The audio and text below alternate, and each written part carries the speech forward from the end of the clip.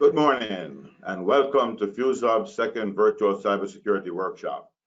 My name is Everton and I am FuzeHub's New York MEP Solutions Director, and I will be your host today. This event was originally planned as a live event for Rochester, the Finger Lakes, and Western New York regions, but was changed in the interest of safety to a virtual one as a result of the uptick in positive COVID-19 cases in New York State. So now just a couple of brief housekeeping notes before we begin. This morning's program will run from 9 to 12 p.m. and we'll conclude the program promptly at 12 p.m. The schedule is as follows. First, we'll have a brief welcome from Corey Albrecht, Director of the Advanced Institute for Manufacturing, AIM, and Franker Armstrong, Associate Vice President, Workforce Development, and Dean of Mohawk Valley Community College's Rome campus in New York. Next, we'll have our two keynote speakers. Yes, we're having two keynotes today. Dr. Stephen P. Hoover, and he is the Katherine Johnson Endowed Executive Director of the Global Cybersecurity Institute, GCI, at Rochester Institute of Technology, commonly known as RIT. He will then be followed by Dr. Justin Pelletier of the Computing Security Department at RIT and the Director of Cyber Training, Testing, and Outreach for RIT's Global Cybersecurity Institute. We'll round out the speaker list with the inimitable Mr. Paul LaPorte, Cybersecurity Coordinator at AIM. Our final session will be a cybersecurity panel where we'll take questions from you or attendees and then close with an interview of the cohort and grants program. We do not have breaks scheduled in, so please feel free to do so at your convenience during this program. Also, you'll be able to ask questions throughout the program this morning.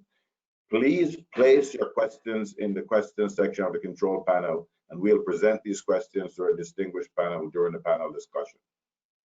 Finally, the program for this event, which includes the speakers and panelists' bios, can be found on the web page for this event.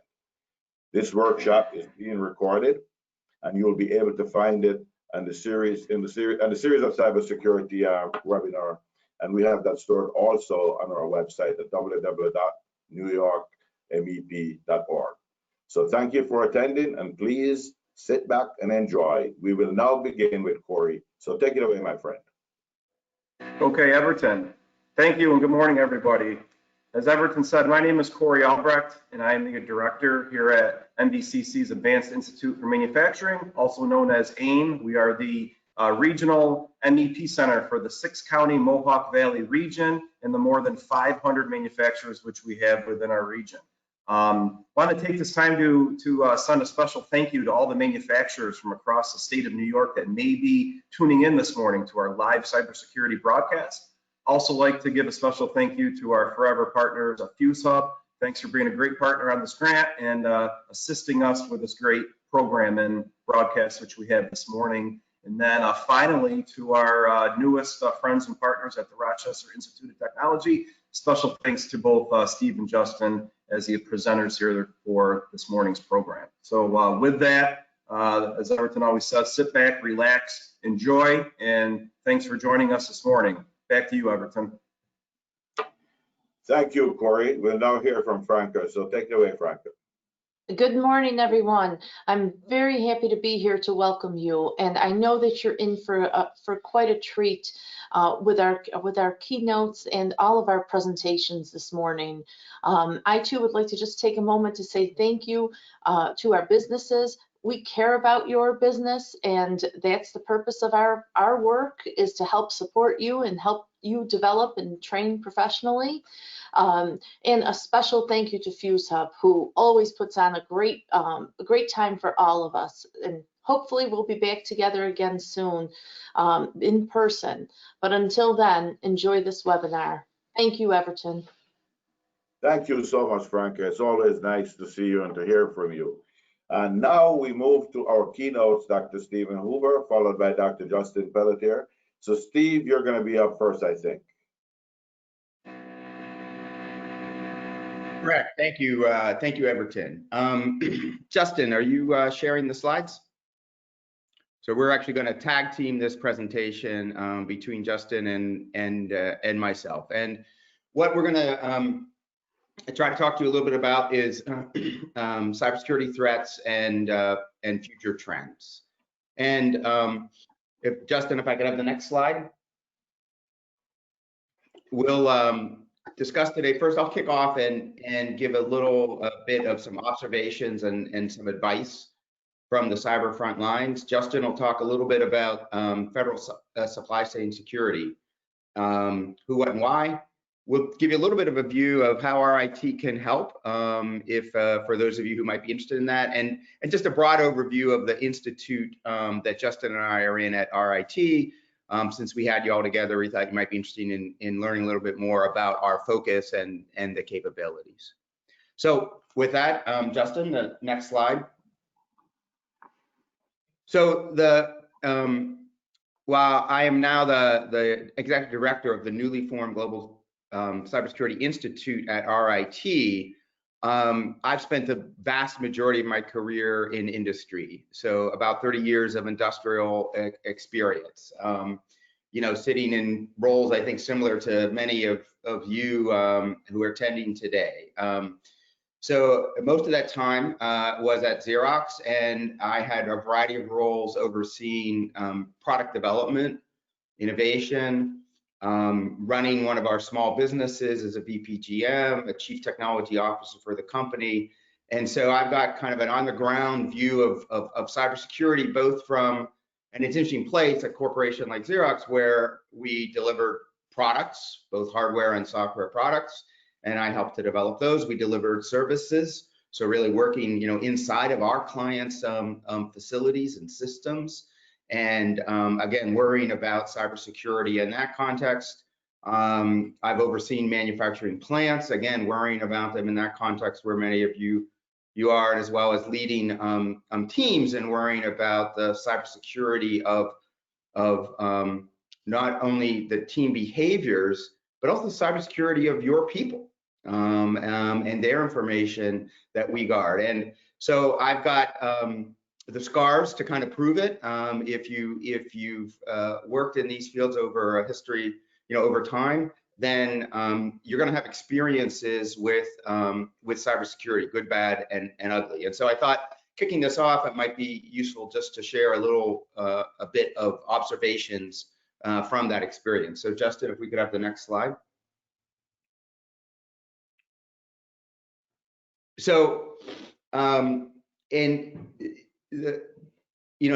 first is that this is, in today's world, it's just simply a requirement, right? And I know many of you are here attending because there is an increase in the kind of inspection and the formal validation of what you must do as a manufacturer into the defense supply base. But you know, this is across the world and across the globe is a requirement. And so I think it's good that you're engaging in what are the best, what are the best practices and how to do this. The second is, and this is again the voice of experience here, if you actually invest strategically, it can be a significant differentiator with your competition. So this is one of the things in my time leading product development activities with Xerox. We back in the 2000s, the mid 2000s, decided to really treat cybersecurity as a differentiator. We saw it more and more. Our customers were concerned about it, and that with some relatively modest investments, actually were able to lead our competition in implementing cybersecurity in our products, services, and offerings. And that really was a sales point. And I think for you as manufacturers, it's really an interesting time where that could also be an opportunity. Again, I don't think, it obviously requires some investment, but it can be modest and strategic. But as you're going after contracts more and more, you're going to see RFPs that have cyber in it. And even if they're not in an RFP, I think leading with that as an element of your differentiation, particularly again in a defense context, can be a differentiator. So I do encourage you to think about not only what are the minimums you need to do to kind of fit in with the pack and to meet the requirements, but are there a few things that you could do, and emphasizing those in your marketing and in your interactions with clients as a way to differentiate. You will find, I believe, that can be a significant actual advantage. And so, the fundamental message is, I think this is a requirement. you got to do it. That's true. So with a little bit of effort and focus, can you actually turn it into a differentiator? And so rather than viewing this as a tax one must pay, how do you view it as an opportunity for your business to differentiate? And I think, again, done wisely, that can be a really powerful thing. And that's been my experience. So again, I offer that as something for you all to think about.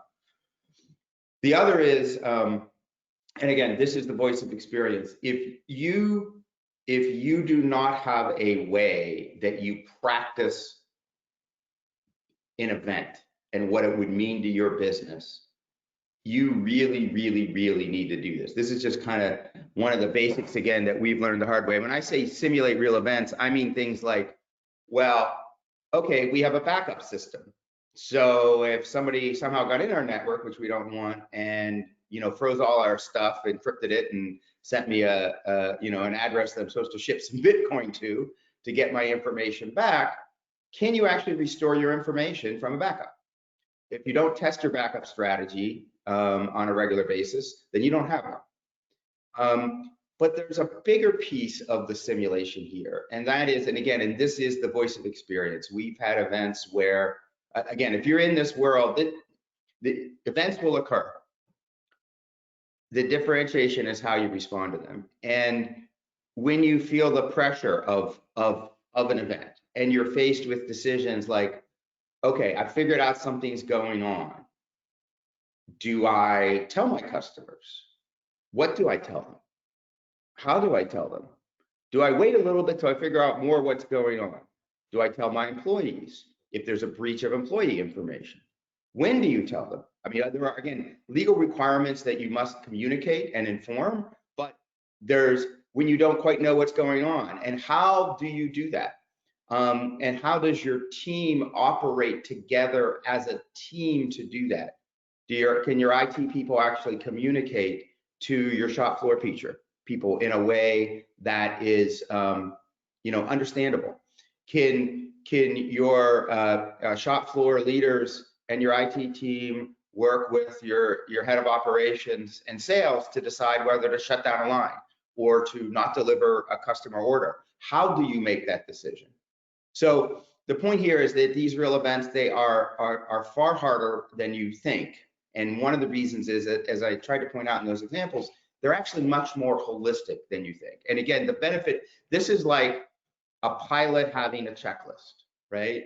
And a pilot having sat in a simulator and trained for that event when, birds are ingested in both engines and you got to land the plane on the Hudson, right? If you haven't practiced that event before, you will not have the muscle memory necessary to do that. And particularly in these holistic areas that require kind of significant decisions and conversations across your team. And there's a set of ways and practices to, tabletop exercises, and there's people who you can work with, MEP and us to help you do that, kind of exercise. And if I have, again, the voice of experience, we've gone through things where we had teams who hadn't gone through that together, and where we had, and the difference is significant. And so if you're not doing that, this is just one of those basic things. And like I said, you wouldn't want to get in a plane that was flown by someone who didn't have checklists and safety checklists. Is it okay to take off? Is it okay to land? And who didn't have time on the simulator. So you've got to give yourselves times on the simulator. The other is, again, if many of you are kind of confronting how to kind of do this in a systemic and a systematic way in the first time, just like those examples there, there's checklists out there. There are playbooks out there. There are best practices out there. And again, it's great that you're here interacting with MEP. It means you're trying to avail yourself of that. You don't need to create this from scratch. Stand on the shoulders of giants.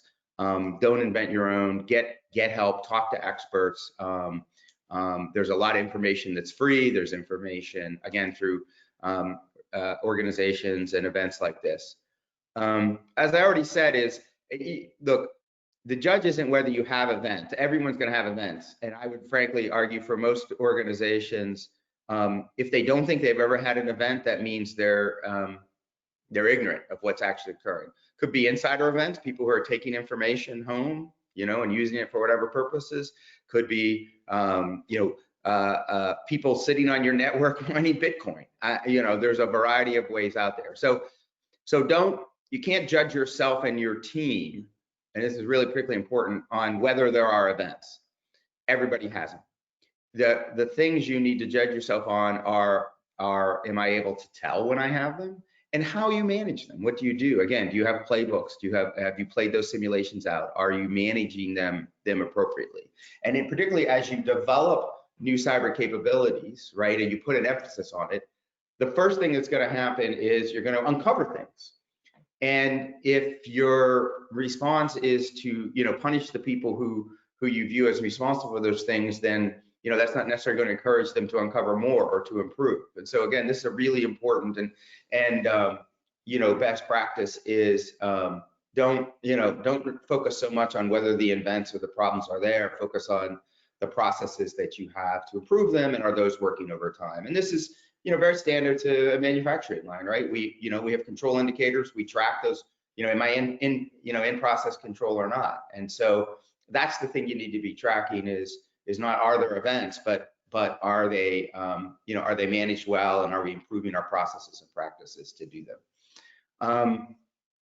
And this point is really a kind of a repeat of what I said earlier is, and again, I think it's good that you're all here and talking to MEP, because there's a coming set of changes, in the defense industry. And again, what we found in the teams that I led was as those new standards come in, being early in adopting them and ensuring that you're compliant with them is a good thing. Sometimes people say, oh, again, it's a tax, it's another thing, I'm not going to deal with it, I'll just wait until I have to.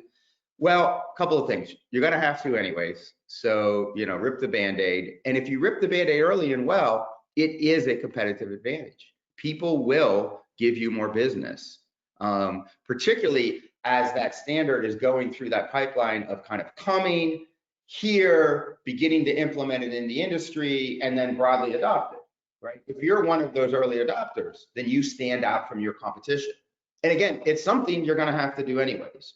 So being early in the implementation of those new standards, again, we found over time that was a significant differentiator with our clients. And again, if someone's got a business to somebody and maybe they don't have to be compliant with that standard yet, or you can get an exception, well, it's easier to do business with you if they don't have to worry about that. And the other is it shows you're a forward-looking organization managing your business well and responding to your customers' future needs, which again, customers like to work with organizations that behave that way. A final piece of advice is, as I said, you can't focus on whether you have events. It's about how you manage them. You really should be using some third parties to evaluate your operations, because it's very hard for that internal team or the experts that you have, or that maybe they're not internal to you, but they're the people you pay on a regular basis to do computer support, for them to evaluate themselves. I mean, everyone does it and they'll do it, but having a bit of a stress test and a third party view is really, really useful to highlight and kind of find those blind spots. And again, this does not have to be a very expensive exercise. Justin will talk a little bit about services that we offer to small companies at modest cost. I know MEP does as well. There are other consulting firms out there who can help you with this. And again, at what can be a reasonable and modest cost. And that's the other piece is certain scale of organizations, it just doesn't make sense to have your own capability. The cost and complexity of maintaining a team with those cyber capabilities, of investing in them to stay current, this is a really dynamic field, can be challenging. There are a set of companies out there who provide these services, this cyber as a service. And again, they can provide it on a part-time basis, again, to scale to your needs. And so as you think about this, I would encourage you to also think about, is there a relationship that I should form to provide some of my cyber capabilities as a service? Again, it can oftentimes be significantly less expensive than building your own capability, particularly if your scale is modest. So again, if you're not doing that, I would encourage you to do that. And again, places like MEP and us, if you don't even know where to start, we can give you 3 names of people to talk to and kind of evaluate. So those are kind of some of the observations that I thought from my experience that would be useful to share. We'll have some time for questions or on those pushback, other questions you might have when we come to the panel. So with that, I'd like to turn it over to Justin, and he'll walk you through a little bit more of the material. Justin? Thanks, Steve.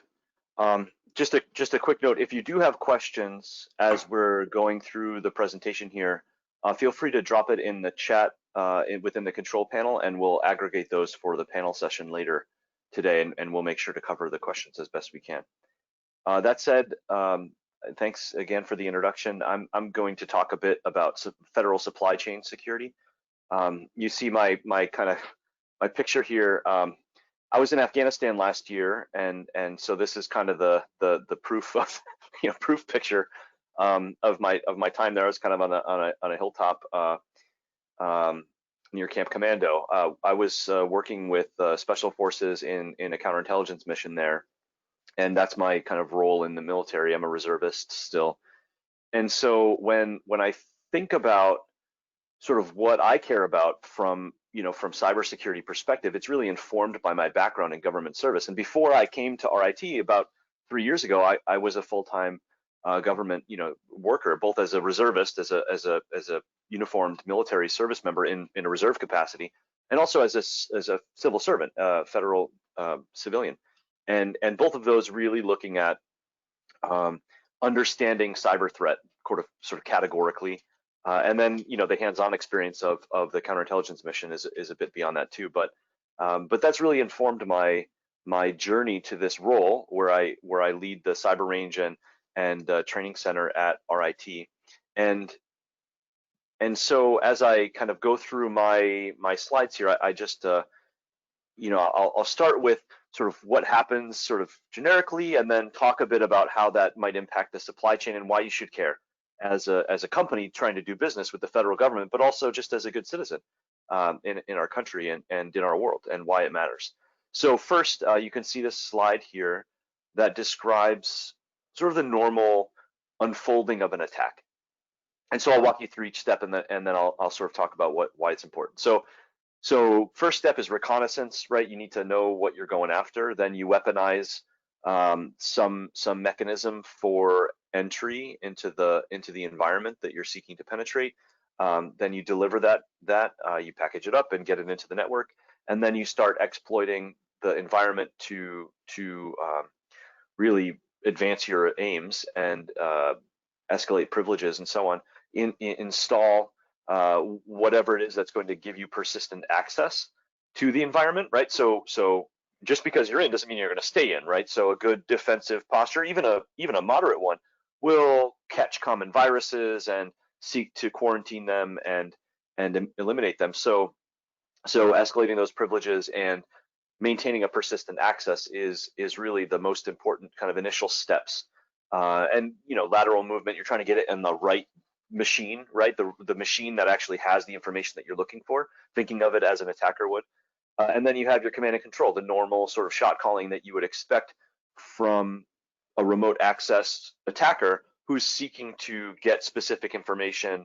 Well, how do we know that that's the right information, right? So how do we know that we've got the right machine? And so establishing these command and control procedures and sort of how does it swim back to home to get its commands in a way that's surreptitious, meaning it's not obvious and it's easy to deny, right? It goes on under the radar. And then of course exfiltration of the sensitive information. And this is the normal attack, right, which is kind of used for intelligence purposes. Exfiltrating specific information that can be beneficial to a financially motivated attacker or espionage motivated attacker. But there's also wholesale destruction, which is another potential that they don't really care if they get information. They just want to cripple your company or or the sector that your company serves, which is another concern of mine personally, and I know of our country. So again, this is kind of a stereotypical attack. Not every attack works exactly this way, but those steps from reconnaissance to actions on objective, the exfiltration mission, generally correspond to what we see when we look at an attack. And so why does this matter? Well, the supply chain, of which manufacturing is the critical part, right? The supply chain risk can, at any point in this attack unfolding, can actually enable these steps. And so manufacturers need to be particularly aware of what's going on, why it's happening, and what the future threats and opportunities look like as a sort of a horizon view of the landscape of attacks. And that doesn't mean you need to be the sort of the foremost experts on cybersecurity, but just as Steve mentioned, there's folks that specialize in this, right? Managed security services providers, and they can be a great augmentation to your internal capabilities and help you stay ahead of the threat, because these methods, we have a map of how it normally unfolds, but the particular techniques and tactics used to follow these procedures are variable, and they do change relatively regularly. I mean, within hours sometimes. And so it really does demand an active and engaged defensive posture to stay ahead of it. With all that said, I have a couple of questions that I tend to gravitate toward, because I think that they comprise really the so what behind any kind of analysis, and really they help apply the use of intelligence, not just sure with the government, fine, there's a whole mission behind that, but at a business level, these are four questions that I think everybody should be asking and attempting to answer. And of course, this means what's in it for me, right? So as you consider these things, it certainly, if you have a follow-up to any of these things that I'll be covering in the next few minutes together, please do a reminder, post it in the chat. Love questions. To me, that means you're getting something from this that's particularly useful to you, and that's why we're here together. Okay, so first, what's happening? Well, we've got a diversification of the supply chain. It's not a linear map like you can see in the sort of the red diagram on this slide. It's more of a mesh. So we say supply chain, but really we should be saying supply mesh or net or something like that, because it is very much interconnected now, and it's not so linear. Maybe for one company, one part type, where you're trying to source some specific thing, but you probably make more than one thing as a manufacturer, right? And you probably have more than one supplier that you work with, and so on down the chain. So when we look at the complexity of the environment, it's easy to see how it's not an easy problem that's sort of a simple, okay, well, let's just solve the problem for this second thing in the link and then it's solved, right? It's not so simple, especially when you have cost competitiveness and a bunch of other value drivers that motivate your decision of which supplier you're going to work with, and then downstream what other folks are caring about. Cybersecurity absolutely is a differentiator, but it's not the only one. And so how to understand that as a component of the overall decision matrix, I think, is important. So overall, okay, that's all sounds nice, but why does it really matter? 40%, you can see from this quote, 40% of breaches are actually through indirect links through the supply chain. So if I want to compromise Target, 2013, there was a breach. It wasn't Target that got compromised. It was the Fazio Mechanical System, their HVAC provider. Not quite part of their supply chain, but one of the indirect attack types that you might not even really think about. They had a third-party access to their system, and then the attackers followed really that same map that I just described for you, and used that initial infection vector to escalate privileges, compromise the point of sale terminals, encode the data so that it wouldn't be picked up by the automated scanner saying, hey, there's credit card data and customer information floating across our net unsecured. We should do something about that. Well, they encoded it, and actually in a really pretty simple way, but it was enough to get by the automated scanners, and then they got it out. They got it out to some dump servers and exfil it to the open internet, Fortunately, in that case, and I'm not going to get too much more into the detail on this one, but fortunately, Target had a really active relationship with what we call threat hunters, and had a good relationship with the federal government, who were mining the dark web where these things are resold. You know, you get a million customer, you know, credit card entries, and you know, what is any individual going to do that? Well, if I know where to sell these things, I can commoditize them and actually get some dollars for that information, and that happens on the dark web, right? So they had a good alert system, and within a few weeks of the compromise, they had remediated the vulnerability and backtraced it and shut it down. That is an outlier because of how quickly they were able to respond, and that was really because they had an active look at what happened after the breach. But it could have been prevented with a tighter look at their supply of services, in this case, not necessarily products, but still part of that supply chain, right, to run the business. Okay, so when we talk about sort of where the risk comes in, there's really 6 main categories, and I expect that the folks that are gathered together today have some influence on how these things unfold as they make it through raw material sourcing to the marketplace. And so each of these 6 stages, the supply chain 6, can be impactful and introduce new risk. Just like any other business function, risk management is a thing for cyber, and it's a way to address the concerns without breaking the bank. And it's there's good things to do that are sort of value driving and net positives for the company, and then there's going too far, right? And you can encase every computer in cement and bury it in a bunker and compromise accessibility because you want confidentiality and integrity to be preserved so strongly, but that's not really going to get the job done, right? So thinking about this as a risk management function across these different components of the supply chain, I think is quite useful. And so I got this image, and actually the last slide, the image there, from a company called IronNet, who if you're not familiar, there's a lot of companies in this space, all right? So this isn't an implicit endorsement of any one of them, but in that company in particular, they've actually volunteered for some of the things that I'll talk about that are going on and have been going on at RIT for a little while. And actually, they're run by the former director of NSA, for those that are sort of interested. So I tend to put some stock in the way they think about and describe things, just because of the breadth and depth of experience on their team.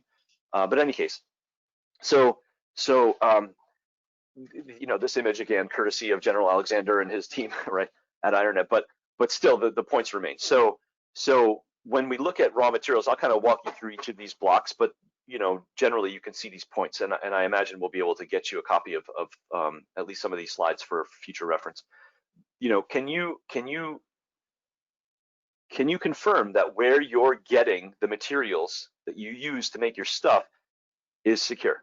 And what does their lifecycle development process look like? Is it secure by design, or is it an afterthought, right? And that's an important differentiation that I think a lot of folks just kind of brush over. And I'll talk more about that security by design mindset a little bit later.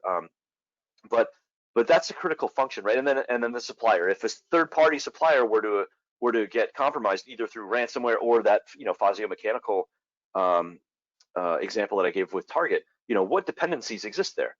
Are you still able to do your business if they're shut down, or if they become an infection vector? And how do you monitor and control that? And of course, your production, if you have some third-party code or product assembly as part of your production chain, do you validate that before you push it out into production, or do you trust that every subcomponent of your widgets are secure and work?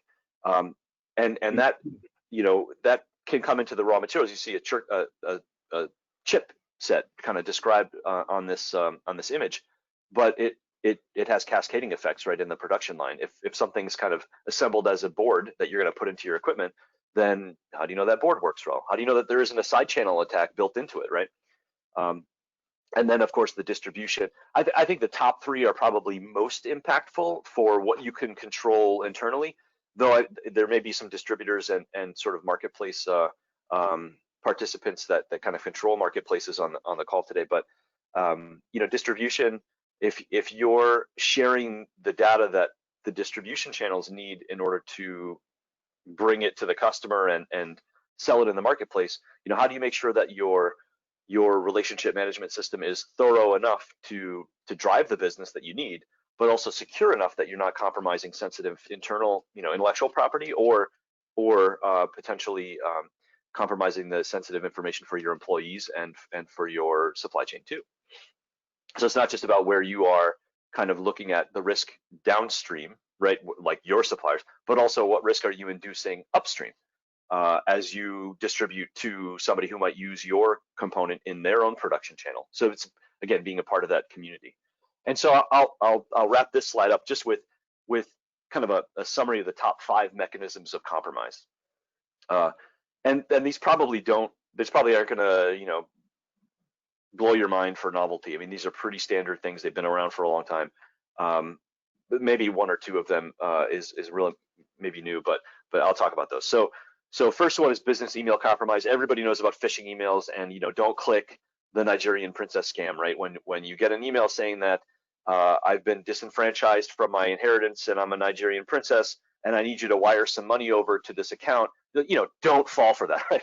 That's a pretty standard one, and that's probably the lowest threshold of and it's just con artistry at an electronic means. That's really all phishing email is. So just be a good, wary consumer of that, and that's a good sort of prevention. And again, this is a known problem, the business email compromise, and that's really the main infection vector is those phishing emails, the fraudulent emails that get you to click something, and then before you know it, they've compromised your whole email network, and the domain controller that kind of orchestrates that.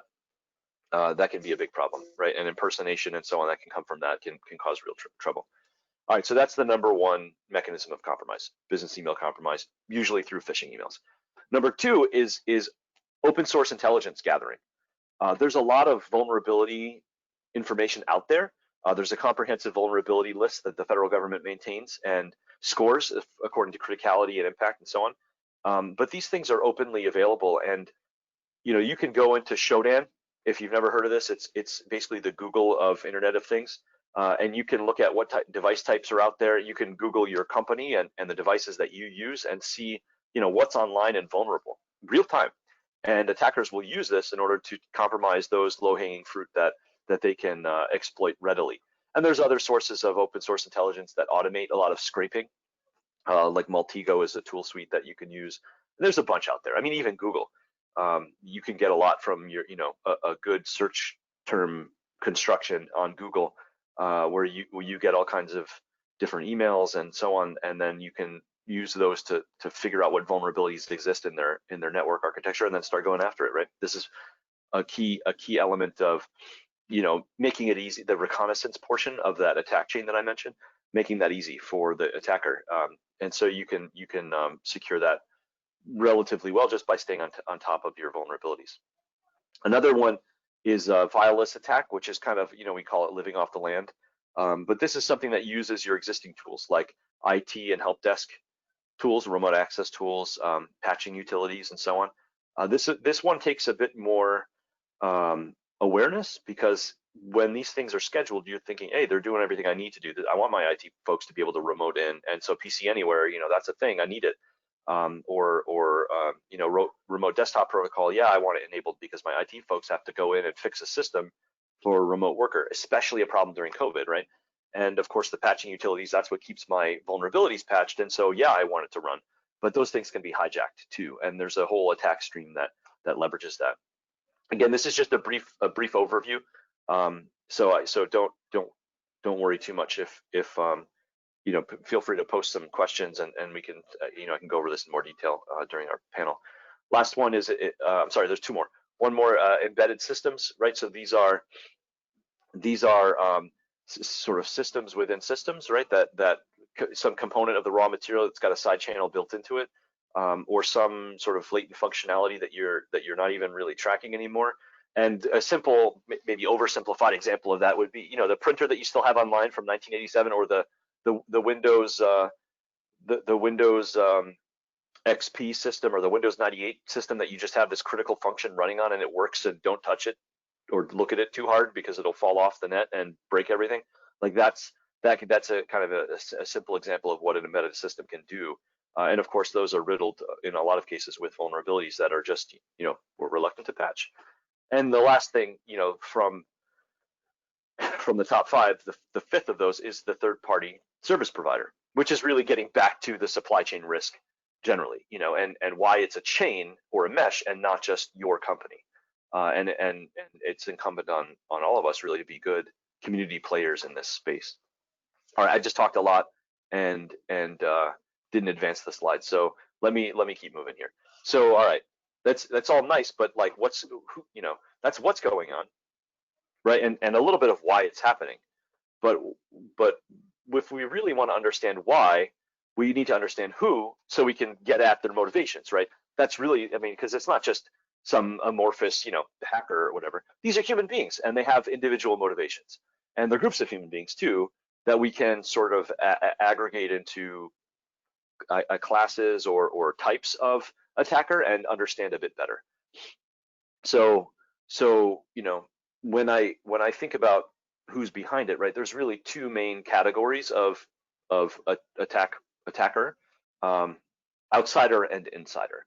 And each of those, I think, have somewhat different motivations. And this comes from a lot of study in the field. And we're doing some of this at RIT, but this has been going on for a while in the industry, across academia and practice, and certainly in the counterintelligence and sort of counterespionage world, right? We care about who's attacking and why.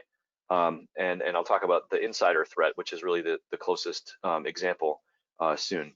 But actually, let me go back one slide real quick. So just categorizing lone wolf, independent, I think that speaks for itself. Hacktivists, those are folks that say, hey, I don't like what you're doing, and I'm morally opposed to it. So a good example here, you see this image on the bottom left, the cult of the dead cow.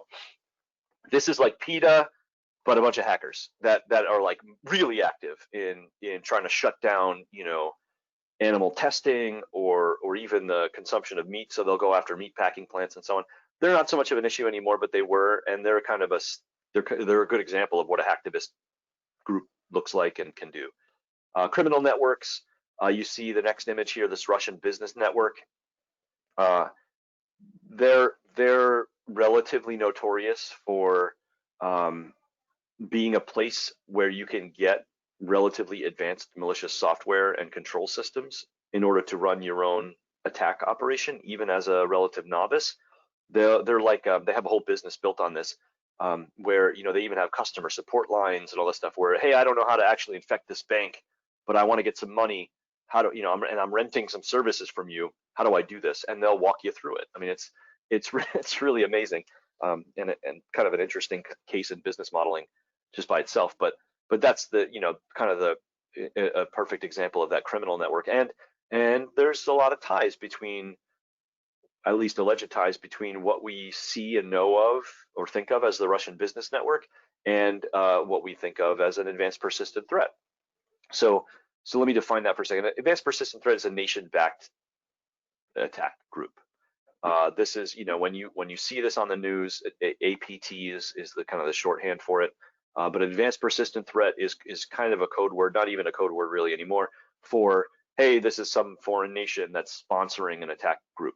Generally, they're really well resourced beyond even a criminal network, though there can be some overlap, right? Like some advanced, well-resourced criminal networks can get to the stage of complexity and persistence that you might see from an APT, but generally we look at a government-backed attack group as an APT, and there's kind of the notorious few that we're paying attention to within the United States that tend to go after our businesses and our government, and I'll talk about them in a minute.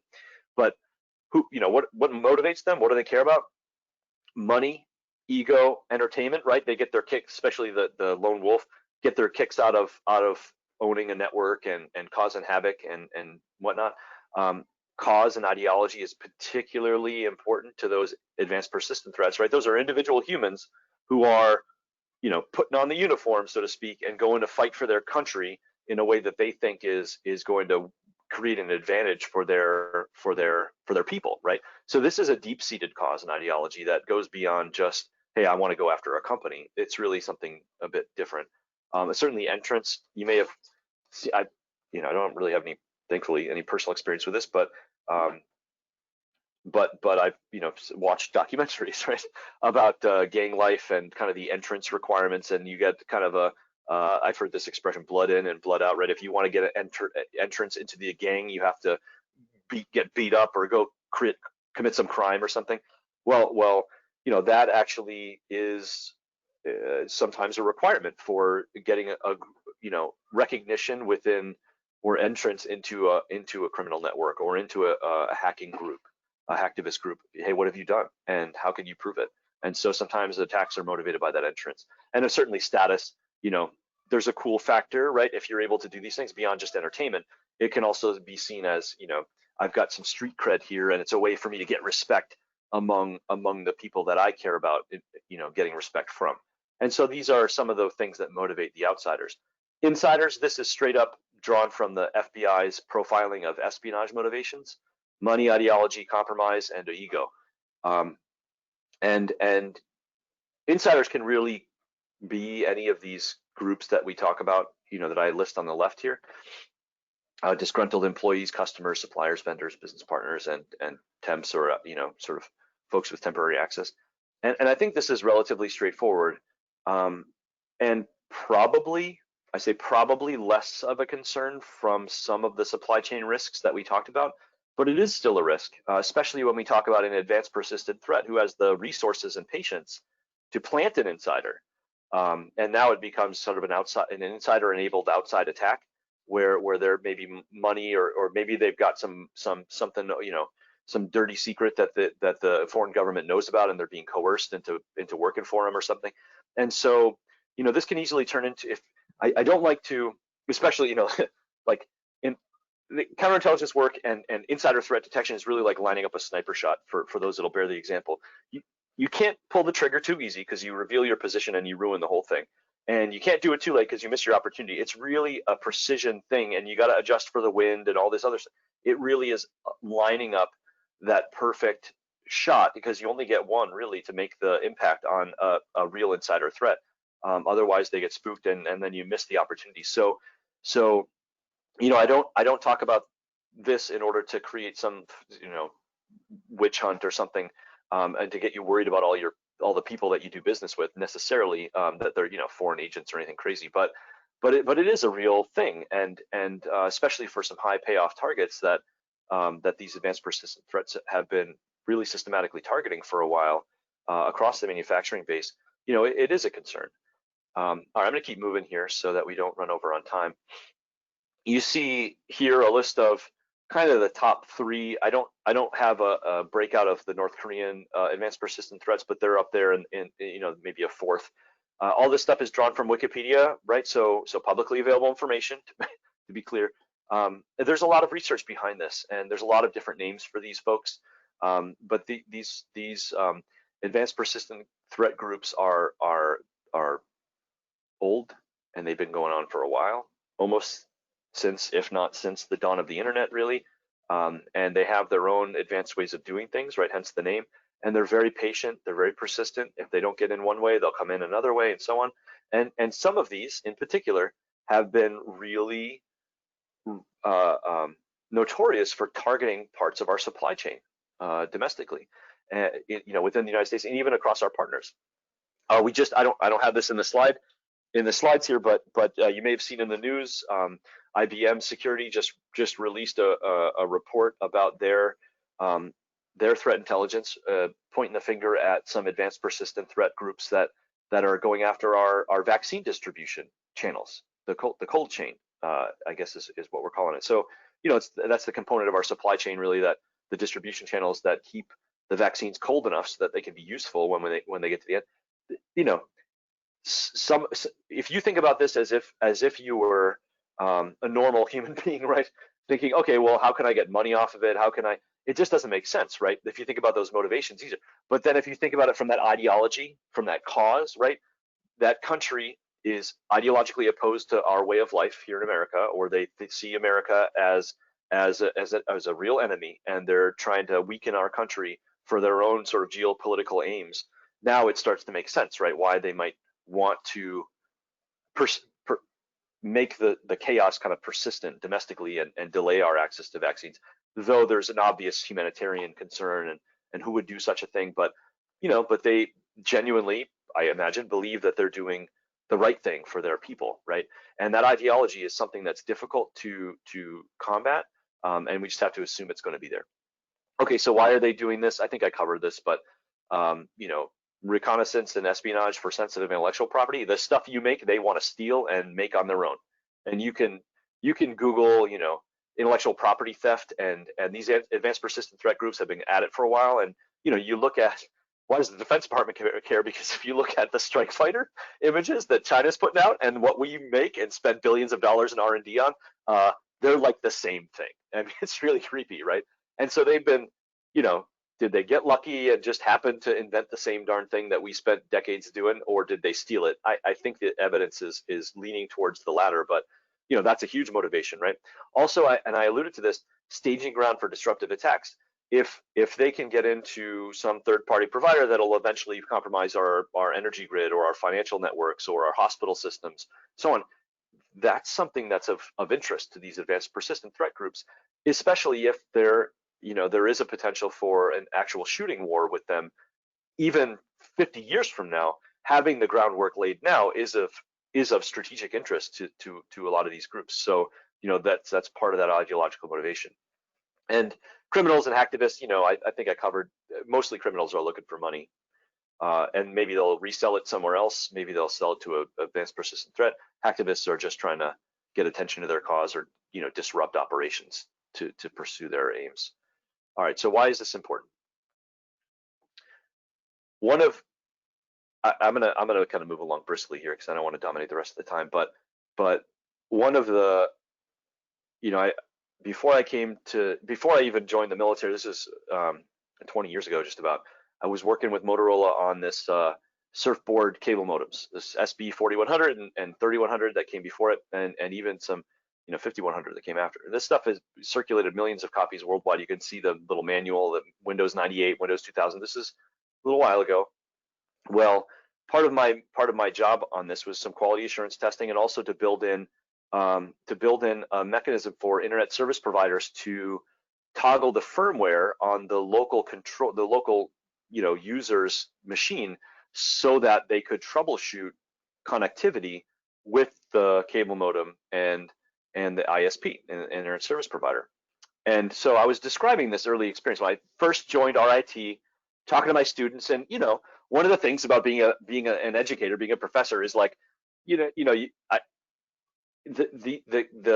students nowadays are really just absurdly technologically enabled in a way that really is intimidating, I think, for somebody who's been focused on some narrow area of technology application for years, and maybe there's a lot of technologies and tools that I'm not as familiar with, and maybe they are. So hey, back in the day when I was not too far from your age, this is the kind of stuff I was working on. It was cool, hey, I built in this remote network management protocol system and toggled firmware and so on, and it quickly became evident that the things we used to think about back then are not okay.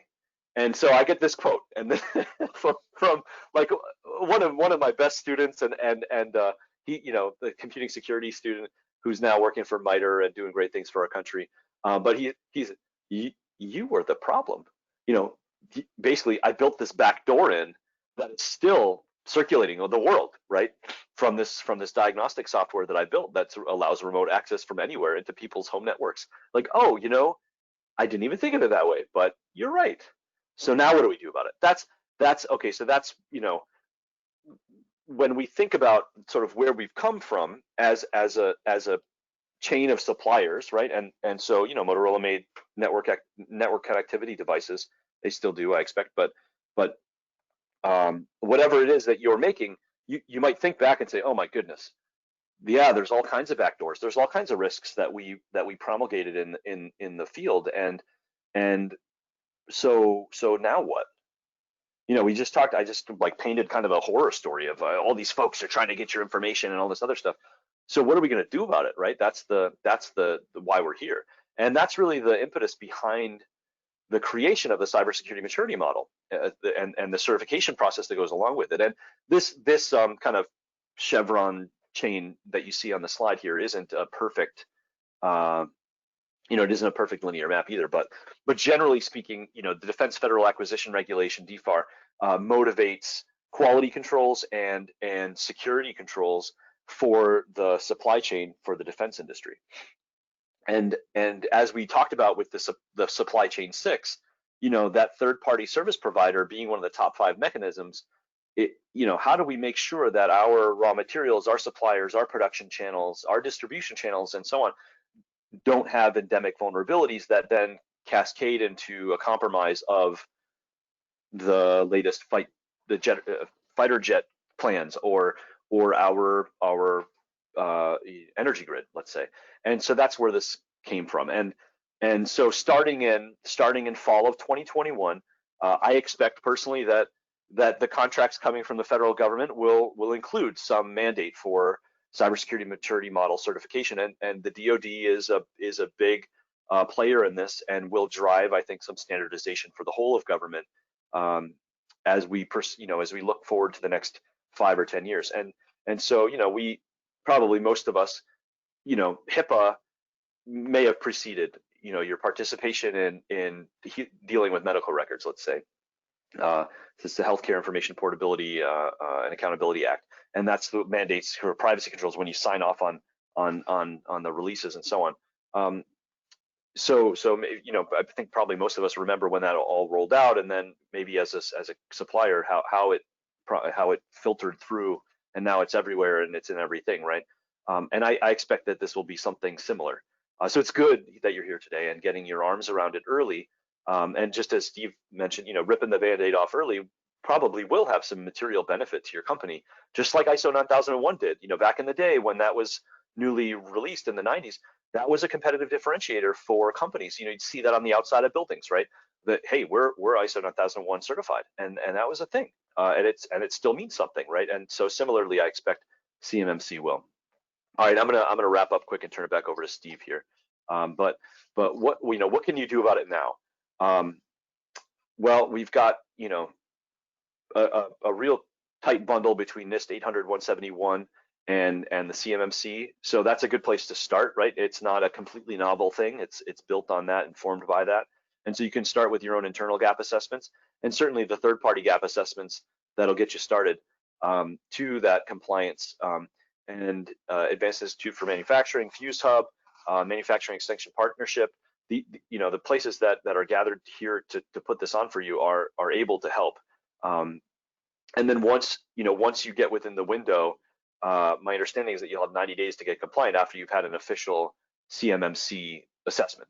A CMMC audit has a timeline, so it's good to get on it early. All right, so now I'm going to zoom out a little bit and talk about sort of what RIT is doing in the space, and then we're going to wrap it up here pretty soon. But I don't want to short circuit this either, so let me spend a minute.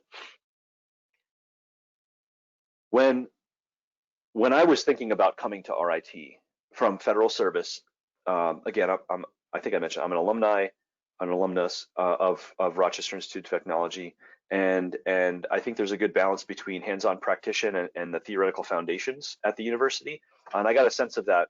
But I also went to 2 other schools too, and there's a lot of opportunity for cybersecurity education. But what drove me really to RIT was kind of 2 important components at the time, and a third one has evolved during my time there. But the first of those I'll describe for you now is this collegiate penetration testing competition. And so when I started a few years ago, in 2018, late 2018, the university had put out a managed elections competition.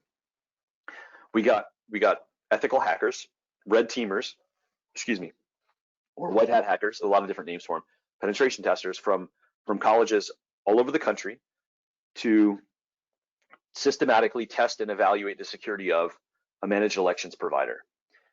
Topical, timely, interesting, and there's an standing ability within this competition and the team that provides it to create bespoke networks and to replicate those environments in a way that allows for this testing, and also extends beyond just the technology side, because as we talked about, it's not just the technology that's that's part of the issue that we need to work on. It's the people behind it and the people that defend it. How do we educate and inform them to work together in a way that actually makes a meaningful impact on security? And the way the competition was designed actually spoke to me in that it's a huge opportunity, right? So then I took over the competition as the director for it, and we expanded into the transportation sector and built an autonomous vehicle ride sharing, almost like an Uber, fake company, informed by folks that work at Uber, by the way. Some of our volunteers always come from the industry, so we can actually have it kind of a real good replica. Then into finance, we built an end-to-end bank, including ATMs and customer database and all the interactive voice response stuff that you would expect with a bank. We even had a cryptocurrency exchange in there just because it was fun. And then this year we're wrapping up an energy theme, which I'll describe in just a second. But now we've got 5 regions domestically and 3 international regions: Canada, Europe, and the Gulf region, the Middle East.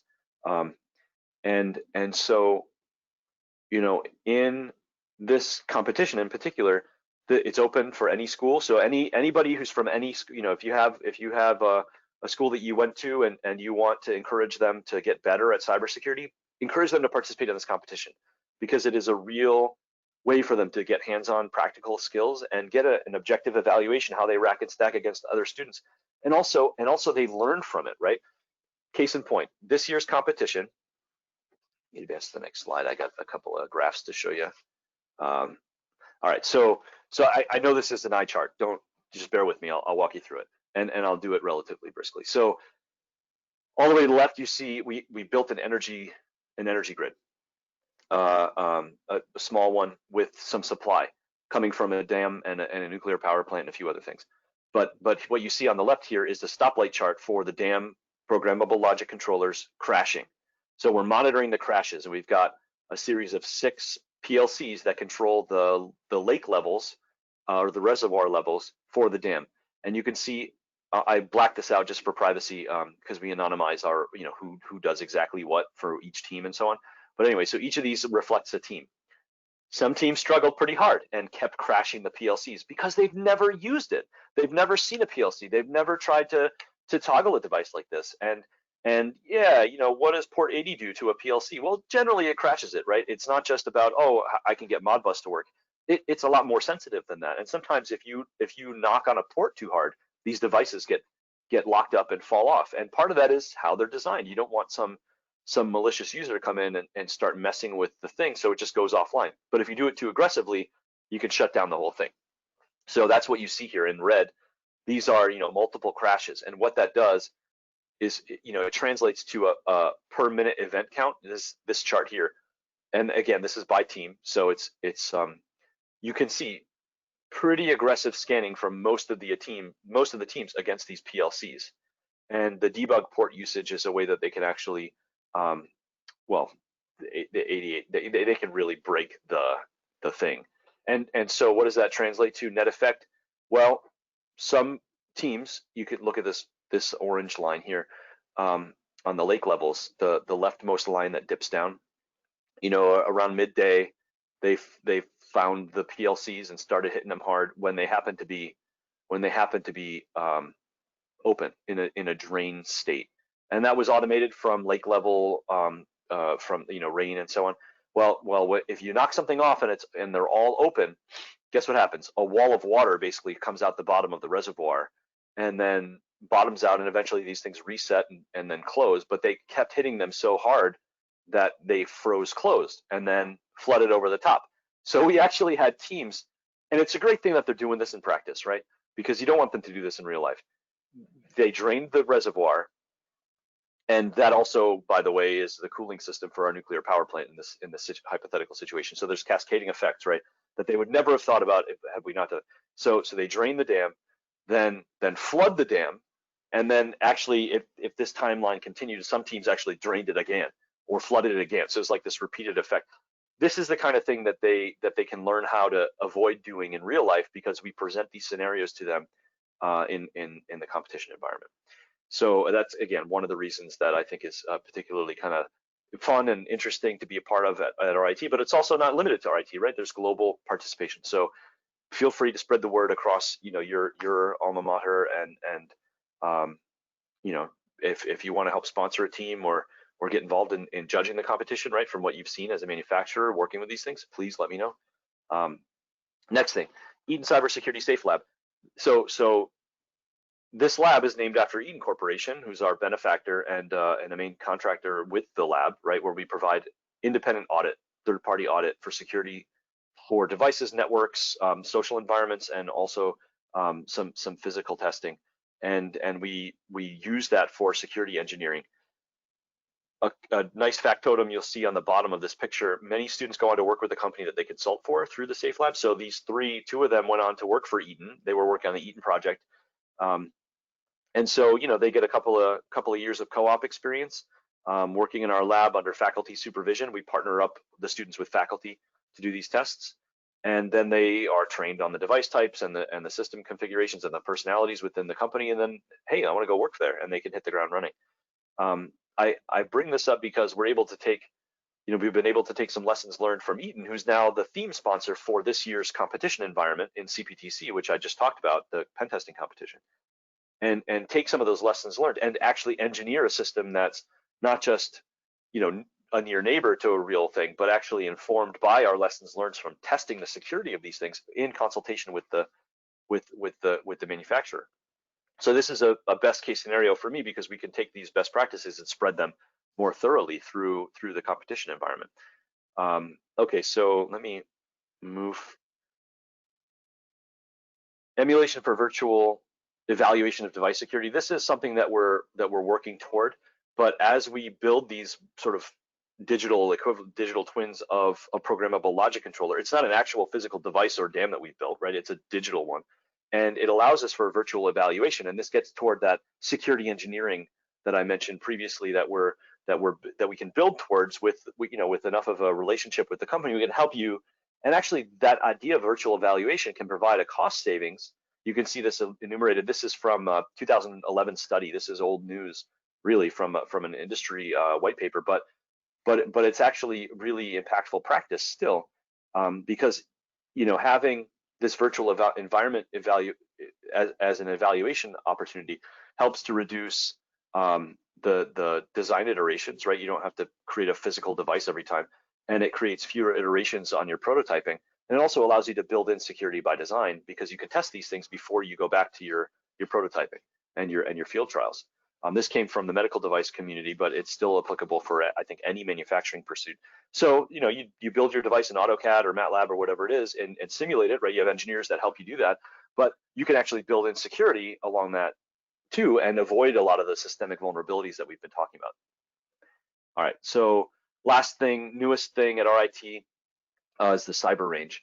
We just stood this up, still finalizing it, bringing it online, and we built this to simulate a cyber operations center. So 5,000 hosts, it's capable of simulating 5,000 hosts, complex networking.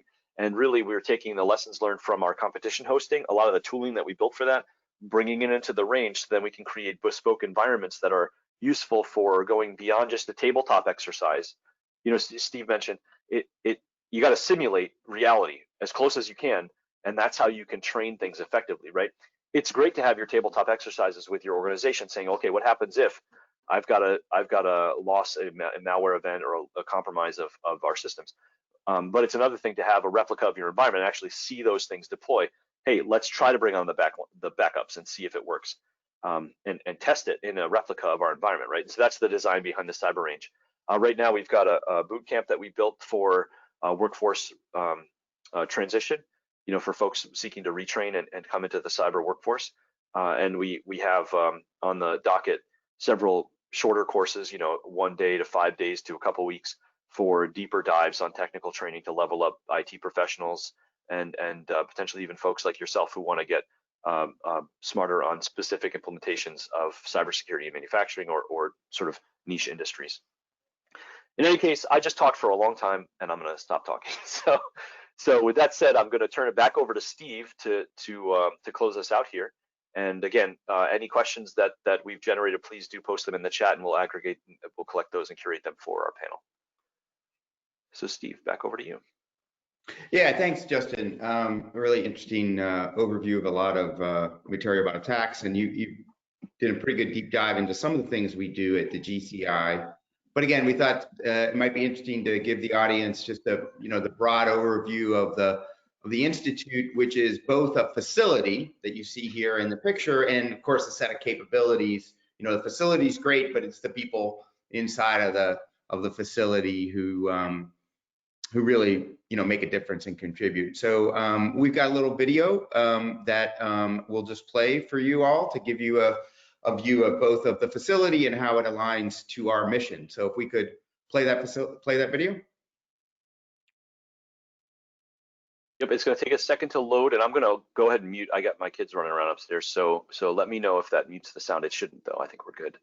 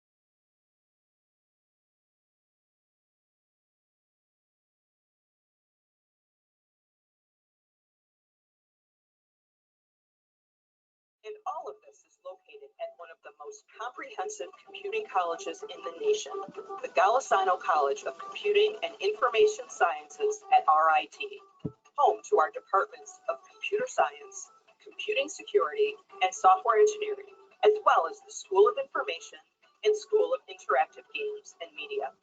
Golisano College also houses our Ph.D. in Computing and Information Sciences program. At the Golisano College, we pride ourselves on being leaders of education and research in various computing disciplines. Our college was home to the first IT and software engineering undergraduate.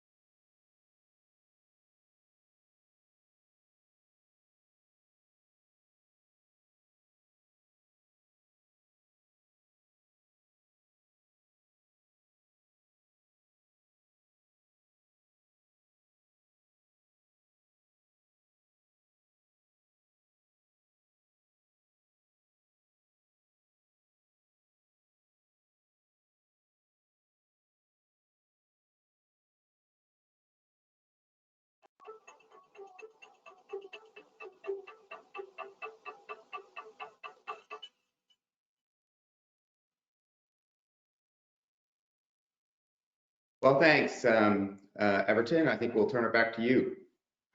Yes, thank you very much, Steve and Justin. A very, very informative presentation. And I must say it's a very lovely facility you have there. I'm really impressed. I like it. Thank you. And now to round out our speaker list, we have Mr. Paul LaPorte. And Paul, you are up.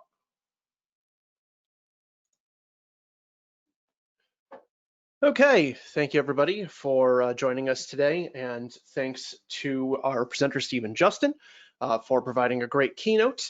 So they've given you a lot of information already, and I know that these workshops can be a little intense sometimes, and what I like to do for the kind of final presentation of the day is kind of just bring it back down to earth a little bit more and talk about how cybersecurity really matters to a manufacturer on a day-to-day basis and what you can do from a practical aspect to improve your cybersecurity.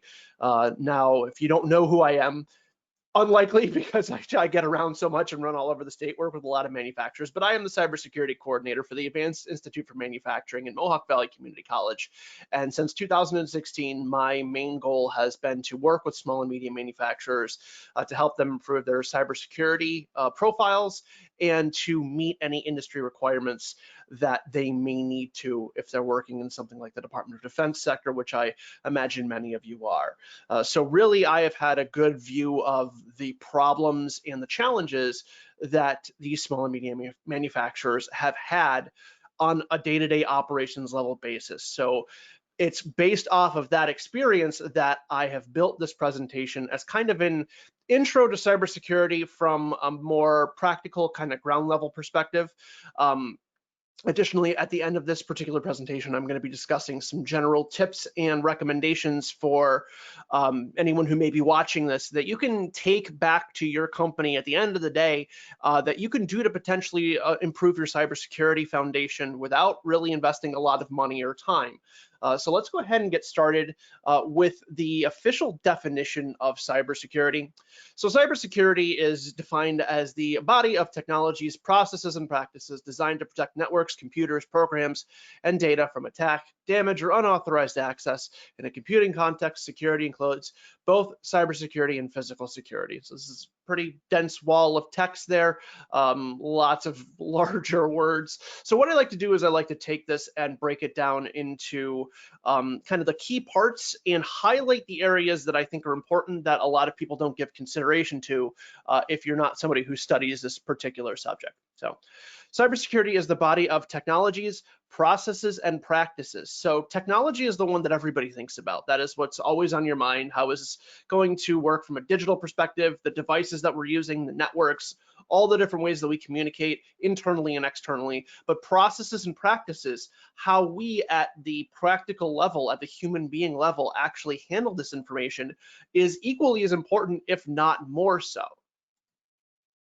Designed to protect networks, computers, programs, and data. So again, those first three, kind of what everybody thinks about when it comes to cybersecurity, but data can come in a lot of different forms. It's not just digital. It can be blueprints. It can be instructions written down on the sheet of paper. It can be printouts. It can be notes written in a notebook. How are we protecting those things? That is just as important in improving our cybersecurity as making sure that we're protected from a digital aspect. And we'll get into the reason for that a little bit later on. From attack, damage, or unauthorized access. So again, everybody is worried about being attacked by some shadowy foreign agent or some sort of mastermind hacker. But in reality, when we're looking at cybersecurity, we're trying to protect ourselves from just all sorts of damage, which can be accidental, somebody working within our company deleting some files that they didn't mean to.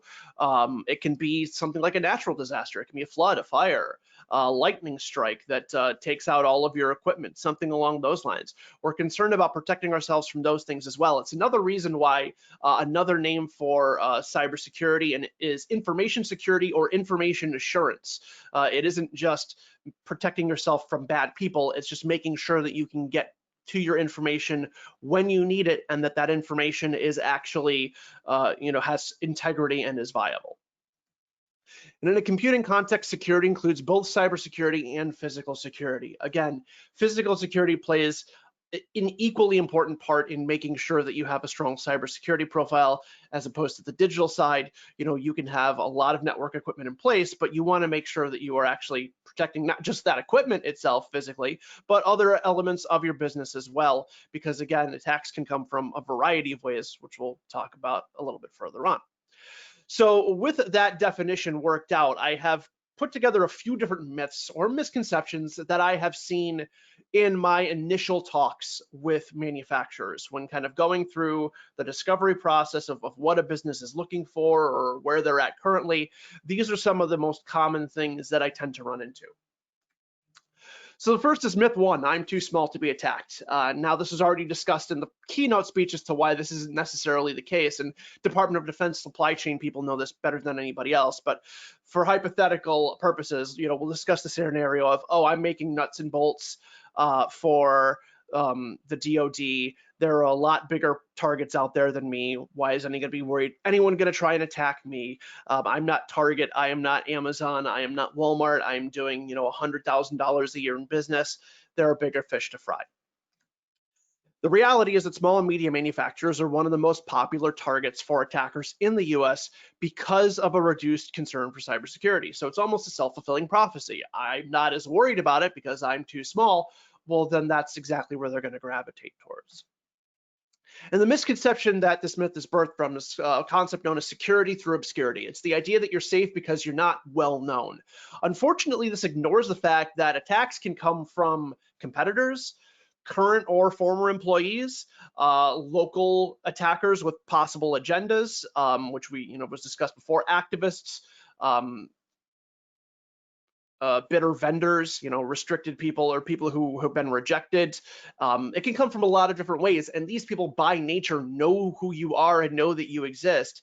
So trying to act like you're completely off the grid just doesn't work, because as a business, one of the most important things is making sure that people know about you. They know who you are, what you do, what you can provide for them. So as a result, unless you are somebody who is not doing any sort of business externally at all with any other entities, someone's going to know about you, and that's going to leave you open for attack. So that's why you need to make sure that you're protected.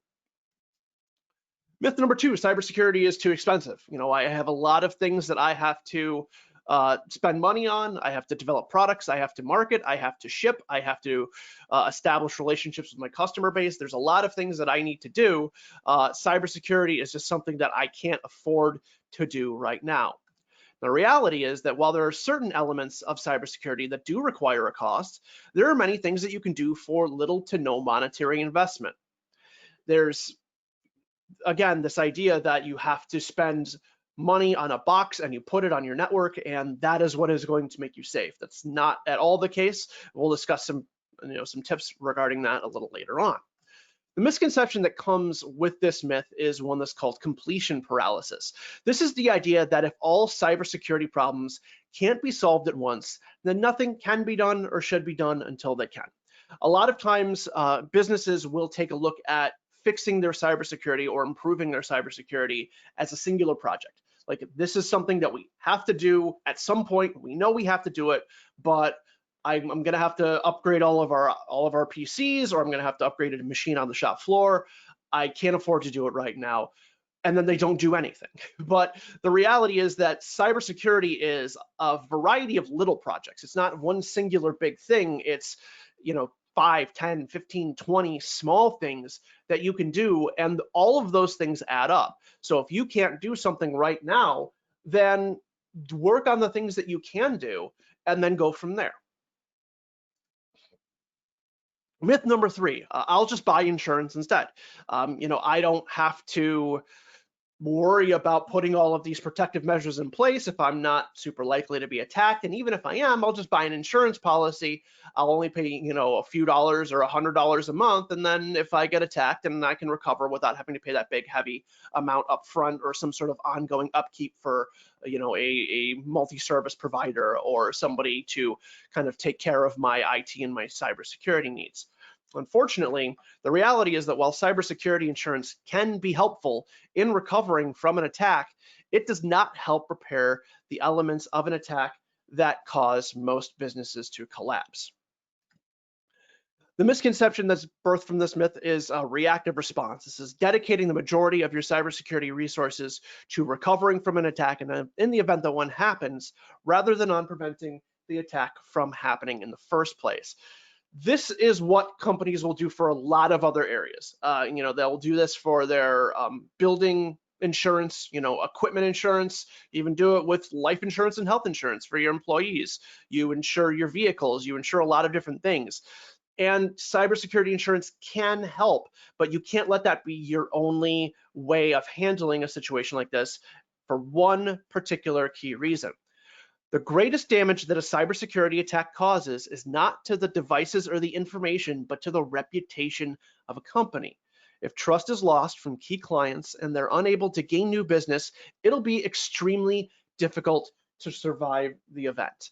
And it is for that reason that 60% of small businesses that are the victim of a cyber attack go out of business within 6 months.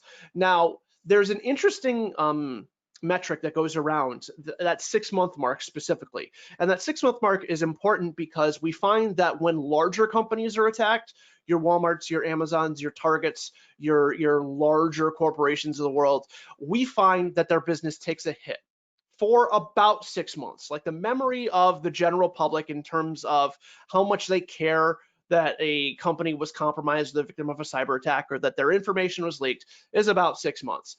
They'll be wary of doing business with a company if they maybe were previously. They'll avoid them for a bit, but eventually they gravitate back towards them. And that tends to be right around that 6-month period. So technically the same would be true for a small or medium business potentially. Unfortunately, small and medium businesses cannot withstand a downturn in business for 6 months, especially if you're somebody who does do like a Department of Defense contract, something along those lines, and maybe you only have one big customer. Where you have these larger corporations, obviously they're working with millions of people.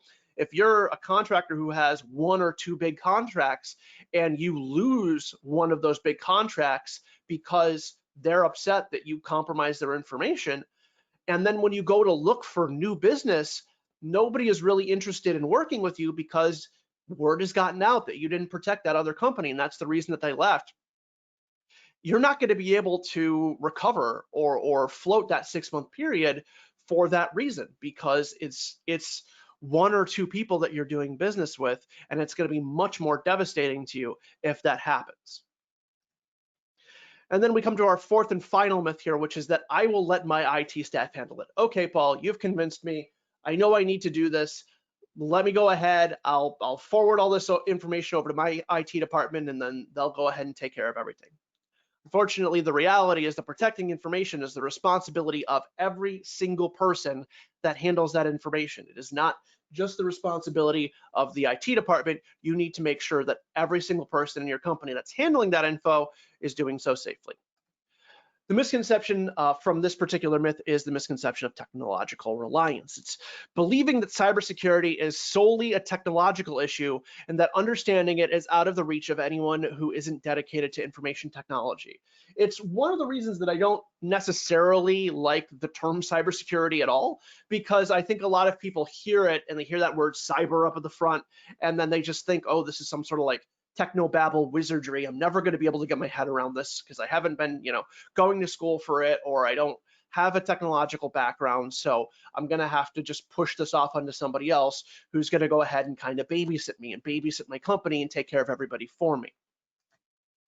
But the reality is that strong cybersecurity means protecting yourself physically and protecting your information. So you're looking to protect the information that you're handling. That can't just rely on the IT department, for the simple fact that the IT department is not the only people handling your information. If they were the only people who are handling your sensitive information, then you could maybe get away with that. But your accounts payable department is handling financial information. Human resources is handling personal information. Your engineering department is handling the prints that are coming down from the government that contain CUI. All of these people need to know how to responsibly handle that information in order to protect themselves, because again, an attacker is going to try and exploit the weakest parts of your company, and that may be somebody who is not in your information technology department, and that is also a reason why you need to protect yourself physically as well. So you're not just worried about the digital aspect of it, you need to worry about if an attacker can physically touch the device that they're trying to access to, because if they can, their likelihood of success increases dramatically. And Justin talked a little bit about the different motivations of attackers. So some of them are trying to get money, some of them are trying to just break things. They're just trying to ruin a business because they have some sort of vendetta against it, or they're opposed to it for some sort of ideological reason. So that can come in the form of just physical destruction in addition to any sort of technological attack. One of the games that I always like to play in my head when I was used to do my early assessments was a game I like to call Can I Hit This With a Hammer?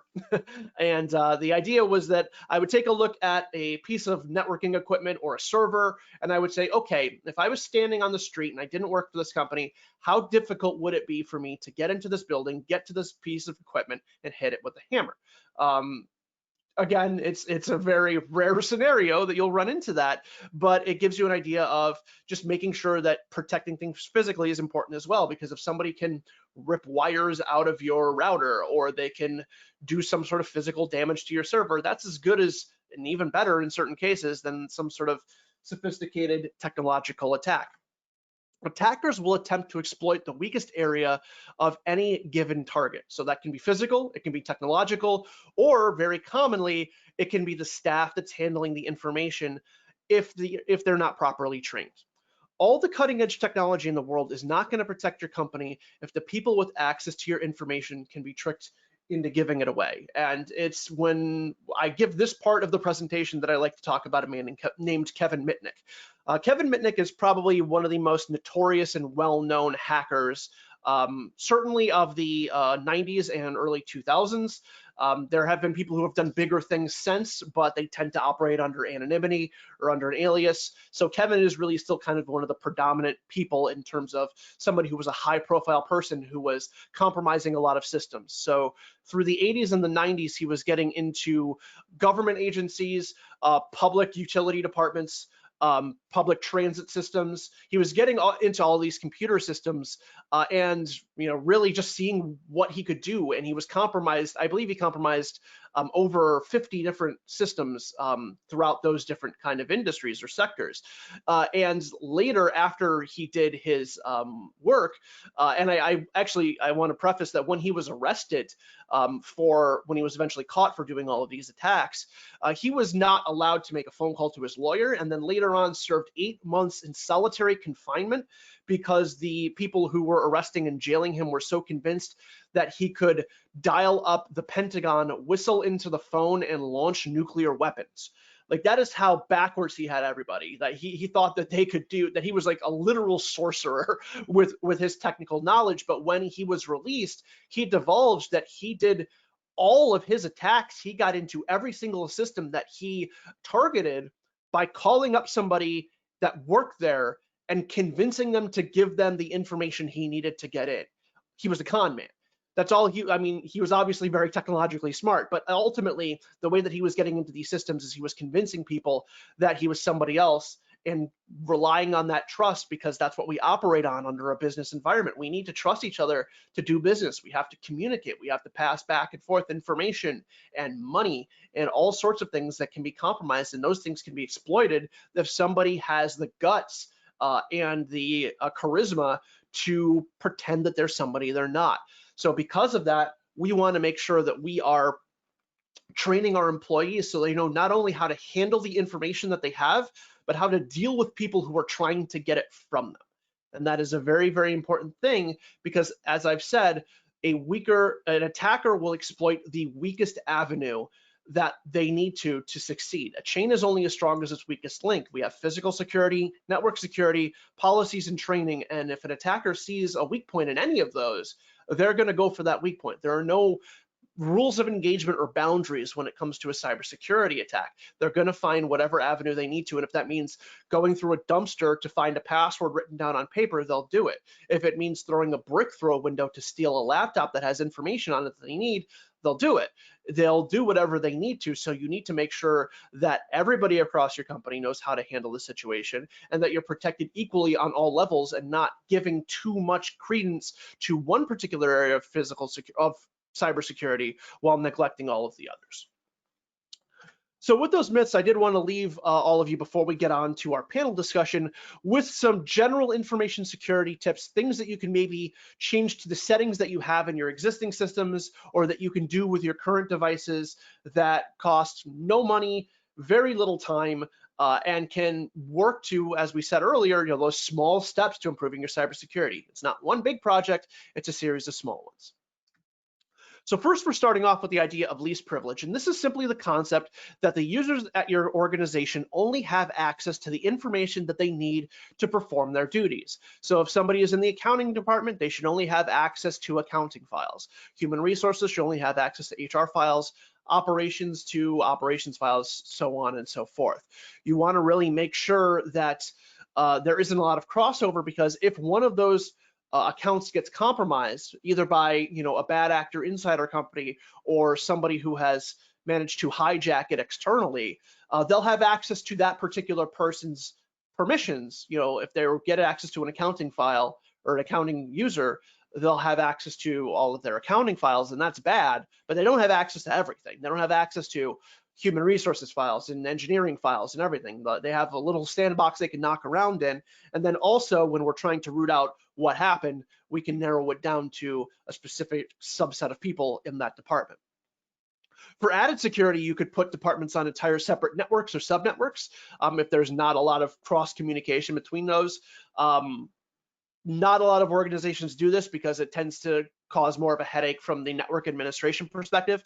A good alternative is to just put people into user groups through something like Windows Active Directory, and then give that entire group a certain subset of permissions and then push that out that way. But if you do have any sort of things like equipment that operates on your machine shop floor that doesn't need to get to the internet, you may want to put that on a subnetwork that doesn't have access to the internet, because then nobody from the outside can gain access to it. So again, least privilege not only for your users, but for the devices that are actually doing the communication. It's a good idea to consider that as well. And lastly, you want to make sure that you're restricting the installation of software or any sort of IT administrative functions to your IT team, whether that's an internal team or some sort of outside independent contractor. It's a really good idea to make sure that those are the only people who can do your IT related functions. I know it's very popular at a lot of companies to have everybody have the ability to install software on their computer. It makes it easier on the one or two IT people you might have. Unfortunately, what that means is that anybody who gets compromised at that point that has those installation privileges now can install something malicious potentially on that machine, and then that could potentially propagate out to the rest of the network. So really, you want to reduce your window of attack, is what we call it, to as small an area as possible. And you do that by limiting permissions and by limiting those administrative accounts, which are the most powerful accounts that we have, because they have the ability to add and remove things from our network. We want to make sure that we are making those as few as possible, and that those few are as secure as they possibly can be. Resource placement. So if we are taking a look at the physical security side of things, we want to make sure that we're putting important technological devices in physically secure areas. So usually most companies have some sort of what I like to call IT backbone. It is essentially kind of like the main hub of where all of their network information goes out and comes in. It's where their server's located. If they have a firewall, it's there. If they have a router and a modem, usually all in the same kind of space. That space should be secured. So we want to make sure that our servers and our key networking equipment are in either locked rooms, or if they do need to be stored in an open area, they need to be located in some sort of server closet or cage that can be locked and can't be touched or accessed except by anybody but the IT administrator. If we have a wireless network, we want to place our Wi-Fi routers in a centralized location in the building to minimize signal carry outside of the building. So if we have a wireless network, we want to make sure people within the building can get access to it. That's fine, but we really don't want to make sure somebody who can park a car across the street and try and attack our network can get access to it. So we can actually play with the physical placement of that access point or that router to make sure that we only get coverage where we need it to be. Company laptops should be kept secure. So if we have people who are working with laptops, we want to make sure that they are protecting them when they leave the facility. If we have a case where it's not signed to a specific person, if it's something where it's like a sign-out laptop or something that is a shared laptop where maybe people will just take it on the road, but they don't have it specifically designated to them, we want to make sure there's some sort of logging sheet for that. That goes for other removable media devices as well, like thumb drives or external hard drives, especially if they're containing sensitive information. It's a good idea to have some sort of sign-out or log sheet with those, kind of like the old school, you know, when you were in the library and you checked out a book and you wrote your initials on it and then you gave it back to the librarian, you had a record of who had those books. Similar situation, except it's just with technological devices. If the laptops are leaving the building, are you considering encrypting the information? Windows 10 has a built-in encryption software called BitLocker that you can enable. So it'll actually, when the computer is shut down, it'll encrypt the entire hard drive. And then that way, if the device gets stolen, then that person cannot get access to the information without that decryption key. It's another good kind of fail-safe if you have kind of a very mobile environment where a lot of people are working with laptops. Also, you want to make sure that from the desktop environment, people inside the office, when they are getting up and leaving their desk and going away from their computers, that their PCs are either locked or that the user is logged out when it's not in use. Again, if somebody gets up and leaves their desks and leaves their computer open, then somebody else in the office can sit down at that person's desk and now operate as that person. They could do something malicious under a different person's identity, and then if something was found out, then that person could potentially get blamed and not them, and then they can continue to act maliciously within your organization, and you have not found the bad actor that has compromised your data. So you want to make sure you can do this automatically through certain server settings, but you want to make sure that it's also encouraged just through policy and training for employees to lock or log out their machines when they are not in front of them. Strong passwords. This is another one that is very important. You want to make sure that people who are logging into their accounts are doing so with passwords that are secure and can't be compromised. And there's a few different things that go with that. The first is password length. The length of the password is actually the most important thing when it comes to determining how strong a password is. The old standard was a minimum of 8 characters. It's really recommended for a minimum of 12 to 16 characters as opposed to just the 8. Again, the longer it is, the stronger it is in general. Adding special characters like uppercase, lowercase, exclamation points, @ symbols, things like that will increase strength, but length is more important. So if it comes down to the compromise of making a password longer but having fewer or no special characters versus having it be shorter and having more, you want to go the other route. You want to go longer even if it has less internal complexity for it. And one thing that is recommended to do is, instead of just doing a singular password, you can actually combine a series of like 3 or 4 unusual words and make longer pass phrases. So the example I have here is absolute handbag, toasted Wisconsin, period. This is nonsense, but it's nonsense that is for some reason easy for the brain to remember.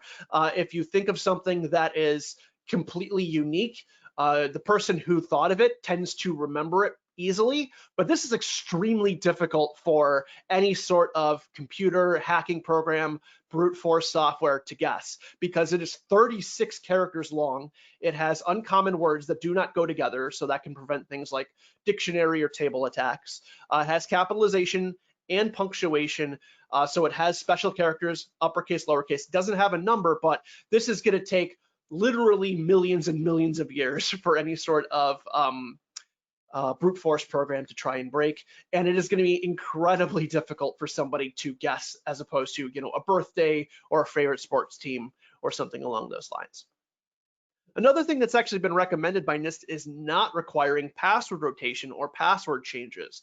This is something that was different. It was actually recommended, and we've probably all heard this, that you should change your password every 60 days, 90 days, whatever it may be. What has been found after further research is that all that does is it creates patterns. So when somebody in your company has to change their password from, you know, company password 123 exclamation point, they'll just change it to company password 123 $sign or @ symbol. They'll just change the one character on the end that they need to make it a different password, but it's the same the rest of the way along. So if that old password gets found out or compromised somewhere else, the attacker now needs to just guess one character as opposed to the 8 or 12 or 16 or whatever it may be. So it's actually recommended that you create one password, make it as long and secure as you possibly can, and keep it until it either gets compromised or you forget it, and then create something completely different. So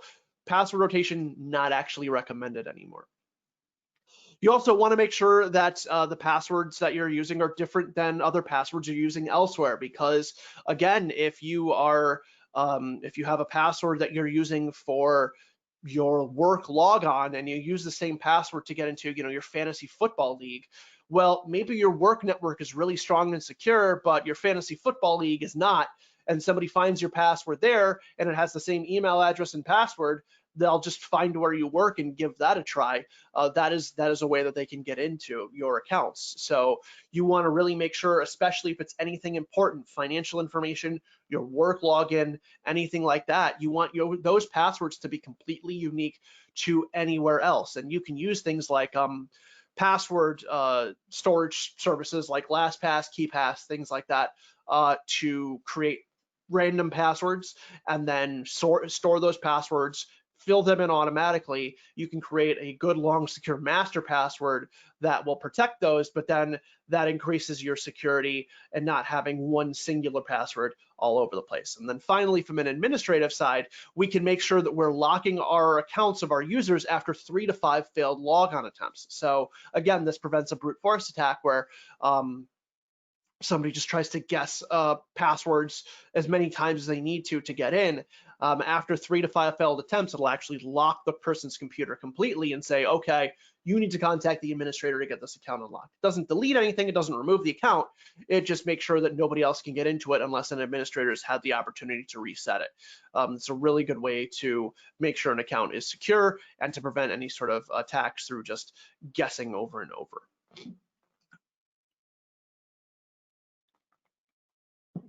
Another thing to concern ourselves with, again, is the idea of disaster recovery, making sure that we are backing up our servers or whatever is holding our sensitive or critical information on a regular basis.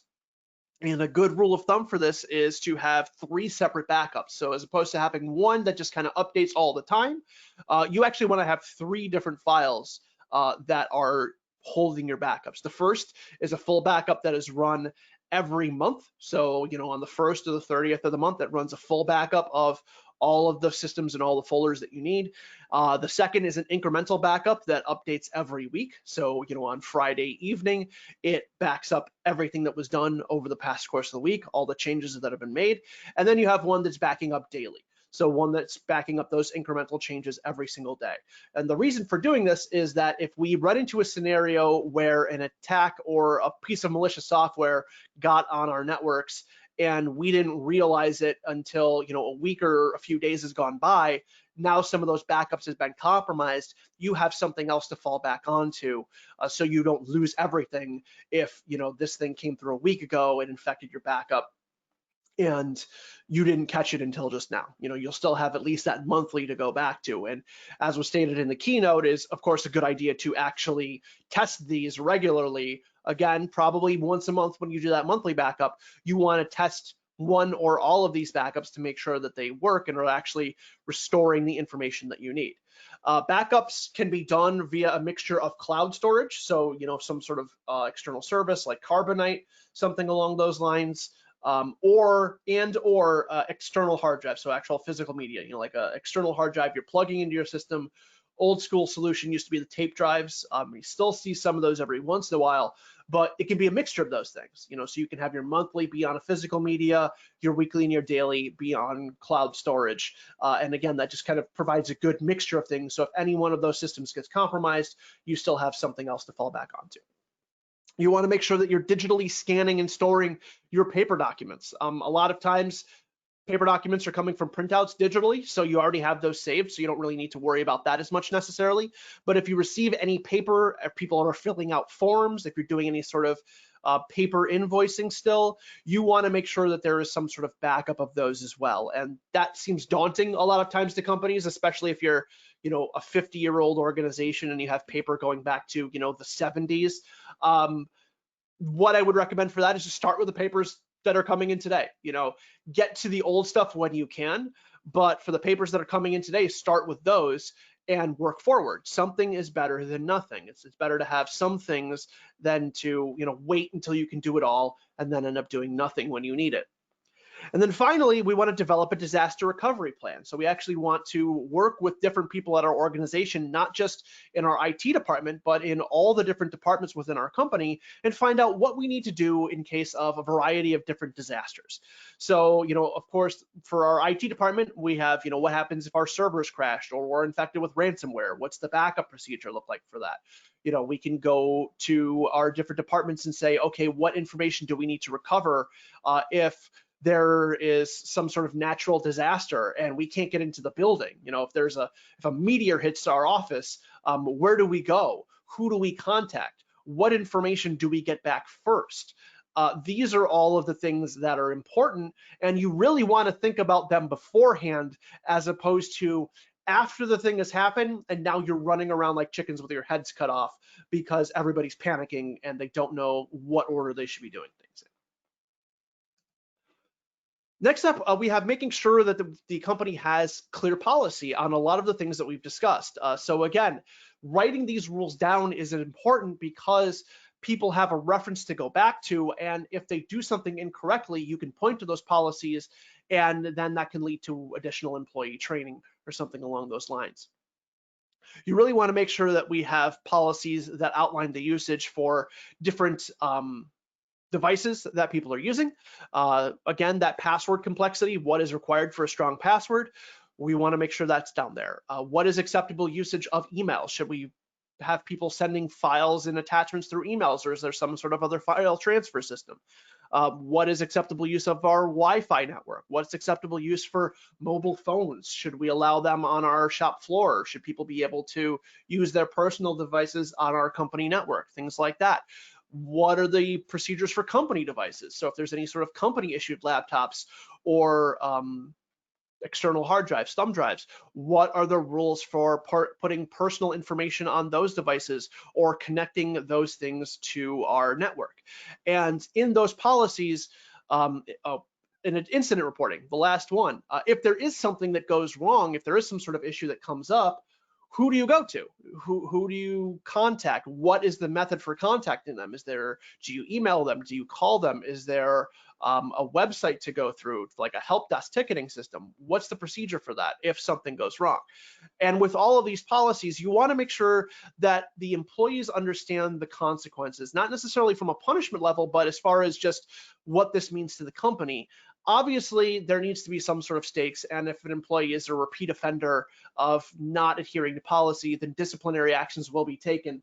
but you really do want to avoid that idea of threatening them or making them feel afraid to admit a mistake. And again, this is, Justin mentioned this earlier, because if that is the case, then the employee, if they do something wrong, will just kind of like back away from their computer, go home and hope everything sorts itself out in the morning. And that can just lead to what would have been a small issue propagating throughout our entire network. And now it has brought us down completely because one person was afraid that they were going to lose their job. So we want to make sure consequences are clearly defined, but we also want to emphasize that reporting and information is the most important part of this.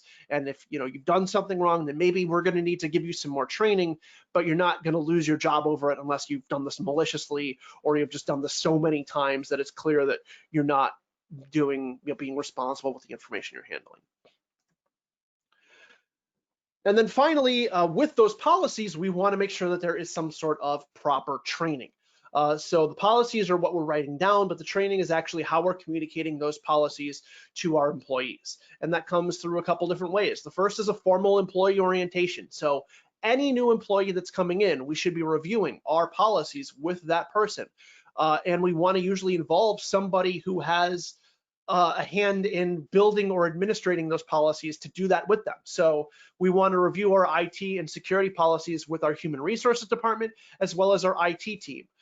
So we can explain those things thoroughly to them and say, this is the reason that we do these things. Do you have any questions? Do you need any clarification? Does anything not make sense to you that we can help clear up, as opposed to a person just kind of being thrown into the deep end and hoping that they understand everything by just handing them the employee handbook and saying, okay, sign off on this when you've read it. We really want to go through those policies with our employees to make sure that they understand everything that we're telling them to do. And again, as I mentioned, emphasizing awareness over punishment when we're doing this training. Again, right there, reinforcing that idea of, listen, if there's a problem or you screw up on one of these things, tell us as soon as you can. We're not gonna fire you. We're not gonna throw you off a bus. We're gonna take care of this. We'll figure it out. But telling us is the most important thing. And then additionally, for existing employees, we want to do some sort of retraining on policies, because very rarely will the entire policies and procedures of a company stay static for one entire year. We really want to make sure that we're updating them on any sort of policy changes. We wanted this to act as a refresher for existing policies, because maybe our employees don't use our incident response system every single day, or maybe they've never used it because they've never had a problem. We want to make sure that they still understand how to use it and how to do these things if they need to. Going through this sort of training can identify particular trouble spots in certain departments where maybe one area has learned things one way and another area has learned things another, and maybe neither of them exactly match up to the policies that we want them to be following. So we can go ahead and kind of nip that in the bud and get rid of bad habits as well. Again, as we have a culture of just workforces where we have different departments, people start to learn, like, engineering does things this way and accounting does things this way and HR does things this way. And maybe they're just doing things as a workaround because something doesn't work correctly, or they're doing this because they forgot a certain system existed. And now that kind of bad advice has kind of circulated throughout that entire department, and now everybody's doing it. Retraining for employees can be a really good way to prevent that from happening, or at least kind of reset everything if it has happened and get people back on the same page.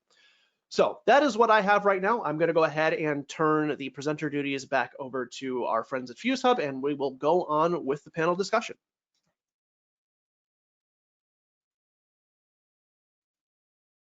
Thank you very much, Paul. Really appreciate that. Very nice talk as usual. Thank you. And now we're going to turn to the panel. You've already met 4 panelists, they're the speakers earlier. So at this time, I'm going to ask our panelists to turn on your cameras, but keep your microphone off until you're called. Okay, I see Corey. Okay, all right, you're coming together. All right. Great. Okay, so let's see. I will see if we have questions from the audience at this point.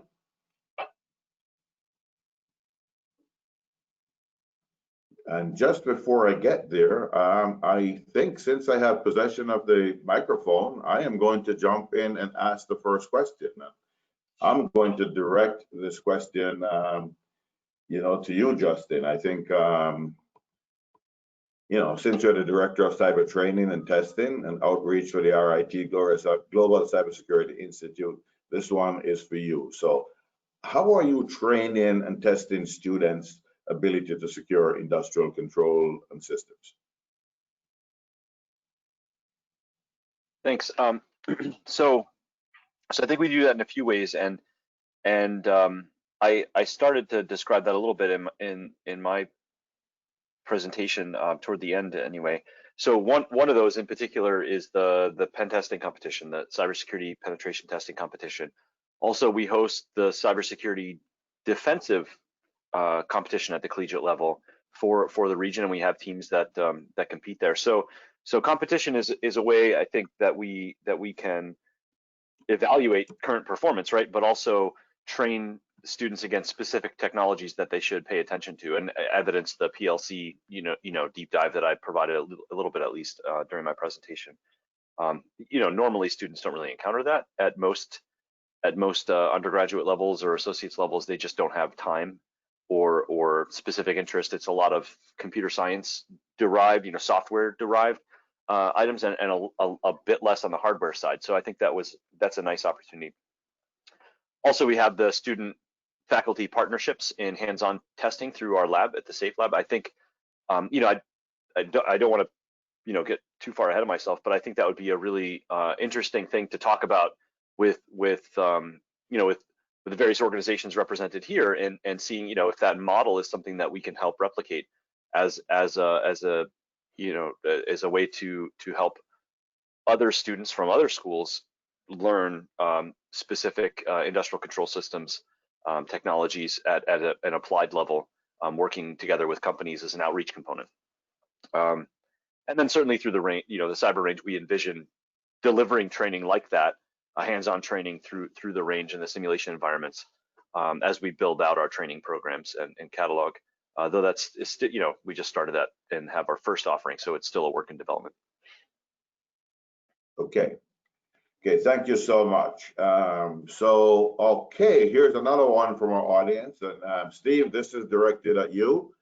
So it says, my manufacturing line has computers to do local control, but they aren't connected to the internet. So do I really have to worry about them? Yeah, it's a great question, right? So, the question is around, there's oftentimes, the computers are in the facility and they're doing local controls and they're not network connected. Or, maybe they're doing other functions, controlling your badge access system. And so people sometimes think, well, it's not connected to the internet, I don't really, need to worry about it. But you really do for a bunch of reasons. Obviously there's still physical devices and there are people in your facilities, and attackers understand that, they can physically get into those devices, right? USB drive, etc., walk up and do something. And it is impossible to believe that you never upgrade the software on those computers or never do any diagnostics and anything like that. You're going to connect another computer to that system. Or again, download files onto a USB drive. Well, when you download files from that USB drive, there could be something that a bad actor, carries over to your USB drive, which then goes onto another computer. And so while you might think those quote unquote air gap computers, you don't need to worry about, they're often actually a vector of connection for bad actors. So unfortunately, you do also need to worry about those systems. Okay, thank you very much, Steve. So we have another audience question here, and Justin, you're lucky. The person picked you out and said Justin, all right? So the question started out, Justin, you mentioned accountability for any subcomponent and subsystem security, which can be daunting. But once you've agreed with any of your suppliers as to what security protocol is being employed, how would you handle, or how should you handle monitoring and change management to keep on top of those agreed upon protocols. Man, that's a big one. That is a big one. You know, I think part of the design for CMMC in particular is to help take the burden off of the individual company and point, you know, show me your certification. And that's a way that, you know, you can help kind of push that requirement downstream, and not have so burdensome a requirement internally to validate each of your subcomponent suppliers. I'd say that's probably the easiest answer, though it's not that easy, right? Because that means, okay, well, are they going to get CMMC quality certified to what level, and what's the time frame, and so on. I think implementing that is going to be a bit tricky, but also there's a 3-year periodic renewal mandate for CMMC. But so, you know, you have to get recertified every 3 years, if I remember correctly, and that's certainly not fast enough to keep pace with the potential changes that security demands. But it's a good way to sort of validate that the controls you've got in place will happen with some period that's reasonable. That said, you know, doing an annual or quarterly even internal gap assessment for yourself, and requiring or urging your subcomponent suppliers to do the same, I think is the best practice that can at least help align against a specific standard that's objective and, you know, not homebrew, where you just, hey, this is what we want to see, and so show me it. It's a bit more defensible as an industry standard, you know, across the supply base. Just a few thoughts, but it is a big problem. I don't think necessarily it's an easy solution. Know yourself and know your enemy, and all your victories are secure, right? So this is part of knowing yourself and knowing the folks that inform what comprises your own risk profile. Okay, thanks, Justin. And we have another audience question here, and this is directed to you, Paul. I figured that was going to happen sooner or later, so here it is. It says, Paul, you mentioned NIST recommendations and specific things like password length or duration of inactive sessions. Where do I find this information? I don't see anything in the NIST SP 800-171 requirements with specifics like that. Yeah, and that's unfortunately just by the way that NIST works, because it's kind of it's not just a singular person or a singular group. It's kind of a variety of people who work in a variety of different subjects that kind of span the gamut, and it is not included in the 800-171. There is some additional guidance in the 800-53, which is the larger document that the 800-171 kind of takes pieces from. As far as that specific recommendation for the passwords, unfortunately, I don't have that control off the top of my head. But if you Google, you know, NIST password recommendations, you should be able to find it. I think it's like, I want to say it's like NIST 800-26 or something along those lines.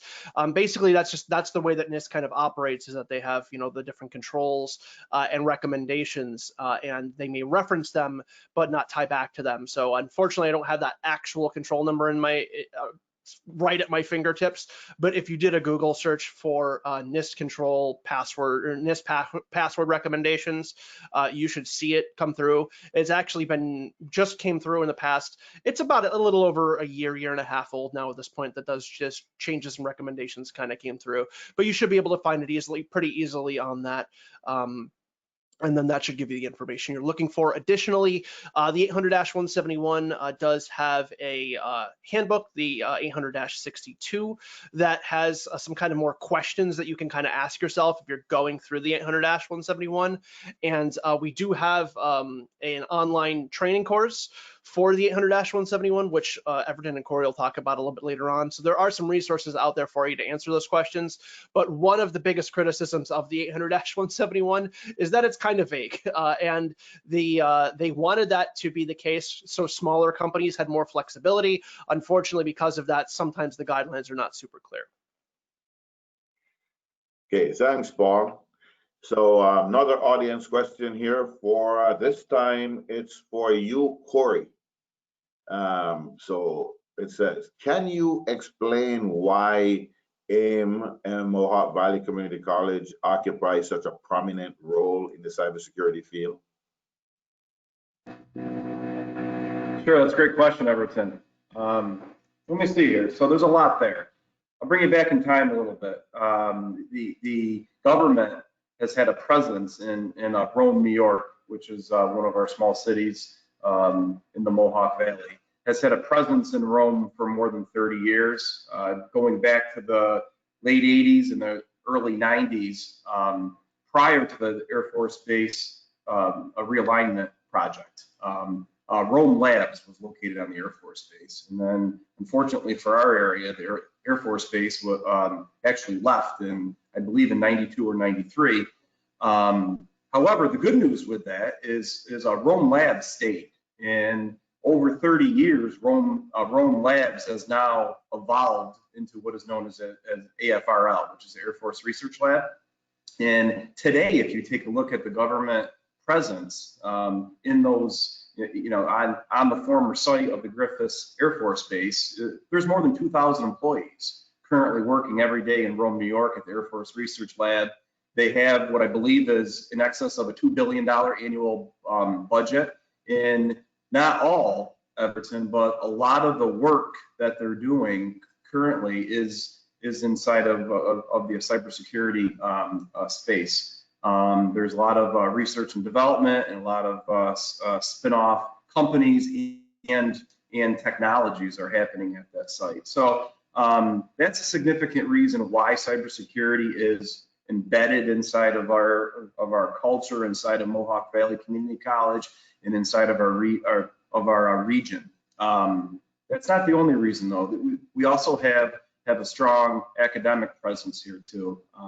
We have a nationally recognized cybersecurity associate degree undergrad programs here at Mohawk Valley Community College, and we also have other community educational partners. SUNY Polytechnic Institute has a graduate programs in cybersecurity, as does Utica College in their Cybersecurity Forensic Center, which is a nationally recognized and known center and institution. So, when you take a look at, you have a strong government presence in the Mohawk Valley, working within cybersecurity, you have academia, and then finally, I would say you have industry, right? So, we're home to a number of companies which over time have evolved from either retired or employees that have touched or worked with inside the federal government at the Air Force Research Lab. So we have a very strong private businesses in cybersecurity now. We have Assured Information Security, we have a Great Castle Security, we have Axe Enterprise and Capuro Technologies, and that's just to name a few of several dozen companies that we have right next to our MEP Center. We can basically touch these companies right here in the cities of Utica and Rome. That's the background. And then currently, our MEP Center, the Advanced Institute for Manufacturing, we were founded in 2016 through a open RFP application from Empire State Development. And when we were awarded in 2016 with the NIST MEP Center here at Mohawk Valley Community College, Empire State Development and NISTAR asked us to choose a priority cluster, right? So all 10 regions in the state of New York, you have to come up with, in conjunction with your MEP Center, come up with a priority cluster or an area of expertise in a focus area. And needless to say, our focus and priority cluster back in 2016 and still certainly is today is in cybersecurity. And I mentioned all the reasons why. So it's part of our culture. It's embedded into our institution here, embedded inside of our MEP Center, and we've developed our own cybersecurity ecosystem here in the Mohawk Valley. So long answer to a short question, but that was a good question, Everton. Thank you. Well, thanks, Corey. I thought you were going to give me a 5-word answer. It was going to be Paul LaPorte and Jake Mahivik. I didn't expect that much, but thank you very much. Okay, so next audience question here. And this one, they didn't say anybody specifically, but I figure, Justin and Steve and Paul can take a swing at it. And it is, what is a good free program that will effectively clean your computer, and how often should that be done? And they say eraser, ? Who wants to jump first? Don't you all go at once? Justin, you want to take a stab at that? Oh boy. You know, I think there's a lot of dependencies there that could come into play. So I just want to make sure I understand the question properly. So this is a sort of an automated scanning and remediation toolkit. Looking for some recommendations. Is that a good synopsis? Kind of. I mean, I think they're looking for just a program you could install that would just, clean any, I guess, virus or any bad malware or something like that. Yeah. So well, cleanup is one thing. Wow. Yeah, that's a good question. It really depends on what the infection is. I don't know, Paul. It sounded like maybe you had a few ideas. I don't. Nothing really comes to mind as like being a be all end all solution. But Yeah, and that is the thing, is that the real answer to this is just don't get it on there in the first place. Act responsibly enough that it doesn't come on there. Fortunately, Windows built-in antivirus software, Windows Defender, has made a lot of good advancements and strides, where as long as that is enabled, it'll be monitoring your computer. It can usually do a pretty good job of live scanning things as they're plugged in. If you're looking for stuff after the fact, you can go, CCleaner is a pretty good one.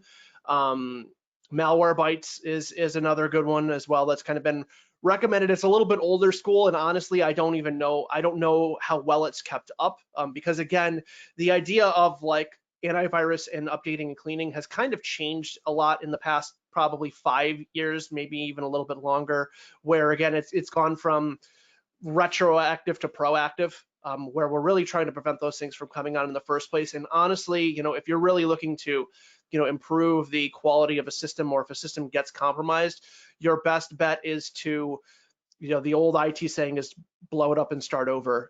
Really just reinstall, do a fresh install of the operating system, pull, back up the files that you need to get off of it, reinstall the operating system on the device, and then migrate that information back over. So those are just a couple things. Like I said, CCleaner, Malwarebytes probably going to be good. Avast is a good third-party antivirus software, and Defender is good built-in. But really, proactive, and just if it does get bogged down enough, just start over from scratch.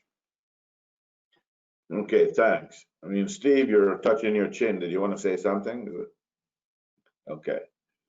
All right, thank you very much. Now, there's another question, and man, I like you, Justin. You know what I think it is, Justin? It's that thing you have in back of you, that the aura of sainthood. Yeah. Thanks, everyone. Yeah, I'm gonna give my wife a special thank you for all the extra attention. Yeah, thanks. So this question says, Justin, I thought I heard you mention 90 days being the length of time for meeting CMMC after an assessment. Can you discuss what happens overall if we don't meet the correct CMMC level? Do we lose contracts, or do we have 90 days before losing contracts, etc.? I think when you get through that, we may have Paul LaPorte help you with this one. Yeah, I got a lot of experience on this one, so I'll be happy to help. Yeah, I'll just kind of tackle it briefly, and then Paul, I'll switch over to you. But so the 90-day get well plan is really to remediate the deficiencies that that your auditor has identified, and to be clear, there's the regulatory mandate, right, to get the get well planning, and you have a timeline, and then there's the reality of sort of what happens if, and sometimes those two things, if you're making progress toward the thing, then that's possibly, depending on what it is, possibly sufficient to grant you a waiver such that you don't lose the contract, but you have a, if it's not a simple problem that you need to fix and it's something that you need to unfold over a little while, then you can demonstrate milestones and progress toward that aim, and it may be an exceptionable plan that doesn't necessarily invalidate the contract or jam up your business too badly. My suspicion in the intent behind the thing is that this is meant to address some of the critical vulnerabilities that we discussed today, but not break the back of every business trying to comply with it and do business with the federal government. So it's a fine line, because if you don't have some standard and enforcement, then it's never going to change and get better, right? That said, I mean, that's pretty general, Paul. I think you probably have some more specific knowledge that you can address. Okay, CMMC crash course time. So the way that the CMMC is going to be working through is, first, there was some confusion about, does it apply to existing contracts? Like, am I going to have to worry about whatever I'm working on now being like pulled from me? CMMC is for contracts either upon renewal or for bidding on new contracts. So you do not have to worry about meeting CMMC if you have an existing contract. That is going to be more adherent to whatever DFARS clause for the 800-171. And then for that, what you need to have is two things, a security plan and a plan of action. So for the 800-171, you do not need to have all of the items in place as long as you have a plan showing the things that you need to fix, how you're going to fix them, and when you're going to fix them in. Now the CMMC is taking this a step further and is basically making it a more pass-fail, black-white sort of thing. There's 5 levels to the CMMC. When you look at a contract or when a contract comes up for renewal, eventually it is going to get to the point where you are going to look at it and it's going to say, okay, you need to be CMMC level X to bid for this contract. So in that process of bidding, you actually need to present your CMMC certification, similar to like ISO certification. Like if you need to be ISO certified to work on a particular project or anything like that, you need to present that evidence at that time. This will be rolled out over the next 5 years because CMMC is still developing that auditing and assessing infrastructure to actually hand these things out, which they don't have that in place. So they can't just hit a switch and flip everybody over to CMMC overnight, because then nobody would be able to be assessed or audited because they don't have those people yet and they don't have them in the numbers that they need. So they are going to be gradually rolling in CMMC requirements into contracts over the next 5 years. If you come across a contract that needs that, then you need to either have it or you either have it or you don't. There is no there may be some exceptions that come up, but at least the feeling is right now that you're either gonna, if something requires a CMMC like level 3 to bid on, you either got it or you don't. And if you don't, you can't bid on it. And the companies that do, they're going to be the ones that are going to be considered for awards. So that is where it's going to come into play. But again, that is going to be rolled in. I think through 2021, they're probably only going to do, I think the guidance in the interim rule was like about 500 contracts or so are going to have those CMMC requirements, at least for like level 3. 1 and 2 might come in larger spaces earlier, but 1 and 2 are a lot easier to hit than level 3. Level 3 is where you get into CUI and you really start to deal with, kind of having to really put in some effort into making sure your cybersecurity is strong. They're going to be rolling those things in, and then at the end of that 5-year period, the hope is that is the point where the accreditation body for the CMMC will have enough of an infrastructure in place to make sure everybody is certified that needs to bid on contracts. So alarm bells don't need to go off in your head, if you don't have CMMC right now. Really incredibly few people, if basically nobody does, because they're still training those people. But if it comes to the point where you're going to need it, number one, it's not going to be for an existing contract, it's going to be on renewal. So you're going to have enough notice, even if there's something changing over where a contract that you had that was 800-171 previously is going to be changing to CMMC, your contractor should be providing you with notice of that. And then that is when you'll have to worry about that period. So if you don't have it in place now, you shouldn't really be concerned about losing existing business. You should be really doing this as a way to plan for your renewals and for your future contracts that you want to bid on. So again, that's just kind of a real ground level overview of it. There are some more nuances to it as far as what each individual thing requires, but very high level overview of the CMMC there. Thank you very much, Paul.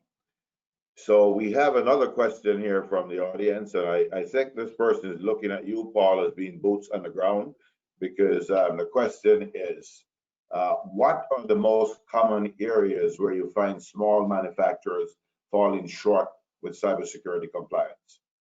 Number one with the bullet is policies. They just usually, when you go into an organization, you tend to operate in an environment where they're very small. Even like a large organization, like 50 to 100 people, is still, again, considered a small manufacturer. And you run into a situation where everybody pretty much knows the rules, like they know what they are and aren't supposed to do, but they don't have them written down. and these things kind of got developed and worked in over time, and nobody just kind of went back and actually wrote them out on, in a document and actually documented what the procedures are. And for terms of just operating day to day, this is okay. Like, people get by with this, and usually, even there's a certain aspect of security with it because people just kind of train themselves and like they know what to do. Unfortunately, where we run into this, where that's a problem, is that if you do have an attack, if you are compromised, and then you have to report this issue to the DoD or your contractor that you're working with who had their information compromised, and they go, okay, well, what were you doing to prevent this from happening? And then you say, okay, well, employees know to not send this information in emails. Like, okay, can you show us where they're told that anywhere? No, it's just kind of known. We don't have a policy written down. We don't have a training program. So that's one of the most important reasons for a policy, is not just making sure that your employees know these things, which is obviously incredibly important. It's so you can point to something to say, we were doing our due diligence to try and protect your information. Like Steve and Justin said in their presentation, a company being attacked is not necessarily a testament to the failings of the company, because everybody is going to get it compromised at some point. But where the failings is going to come through is if you don't have any sort of evidence that you were trying to protect yourself, and then that's going to be what's going to lose you business. So those are kind of the biggest things: policies and training. Additionally, we see, we see very few manufacturers who have multi-factor authentication in place, so that's an issue. And physical security is an element for some smaller businesses as well. Okay, Paul, thank you so much. So we have another question here, and this particular audience member, he or she wants to go straight to the money. So Steve, I'm going to bring this one to you. It said, you mentioned working with third parties offering cyber support on an ongoing basis. What kind of help can we get, and how much might that cost? Yeah, I'll let me try to address that, and I'll ask my colleagues Paul and Justin to answer. I'm gonna add one thing to Paul. I like Paul's list to that last question, but I wanted to add one thing that I see a lot of people don't do that's basic: patch your systems. Okay, just a lot of people don't keep, again, this is a warfare out there. People find these holes. The manufacturers, again, and this is, I've worked for a manufacturer, led teams designing this. Someone would inform us a problem, put a patch out. We go out to customer sites 3 years later, they don't have the patch. So patch your systems. Okay, really. To the question then, the services. So actually, it's a good tie-in to there's a range of services you could get. There are a variety of companies out there that provide IT and cyber-specific kind of services. And one of them actually can be that type of thing, like monitoring your systems. There's software that they use to simply ping all your systems, see what the state of do you have Service Pack 3 for Windows 15. And they'll give you the list of it. You can also have a contract with them where they come in and keep those upgraded. You can actually outsource running your firewalls and your protective systems. You can hire basically a virtual chief information security officer who helps you. To Paul's point, a lot of the CMMC is going to be about policies and procedures. And so if you don't have those, it can be really daunting to kind of start from scratch and create all of these things. And you don't necessarily have people who, think that way, like how do I write a good policy and all of that. So you can hire companies to kind of get you started. And, they'll come in and they'll do a quick assessment of your, what are the things that you do? And here's relevant policies, and they've got kind of predefined sets of those that they can say, hey, this is relevant to you, and tweak it and work with you to adapt it. The kind of service that might come in, and you might be able to do an assessment of your of your existing infrastructure and things like that. Are you patching? What do your policies look like? ranging from kind of, $5,000 to $15,000, again, depending upon the size of your business. So there are some good things out there to get started. And again, it can take that thing from how do I get started to, putting in place, again, initial policies and procedures and practices and training your people, to kind of an analysis that just recommends what you do, to providing ongoing cybersecurity and monitoring services, on an ongoing basis. And again, when you get to that level, that, can be a little more expensive. But again, I think versus, if you say, oh my gosh, I have to hire, a full-time IT cybersecurity person, right? And pay, we train those people, they're expensive, and pay their benefits and overheads, and you can start to look at, the get started price is, fully burdened and stuff might be, 80, 100 grand a year. And so the idea of, a $15,000 get started and then paying a $20,000 a year for kind of a MSSP to provide that, might look more attractive. So Justin, Paul, anything you guys want to correct, add?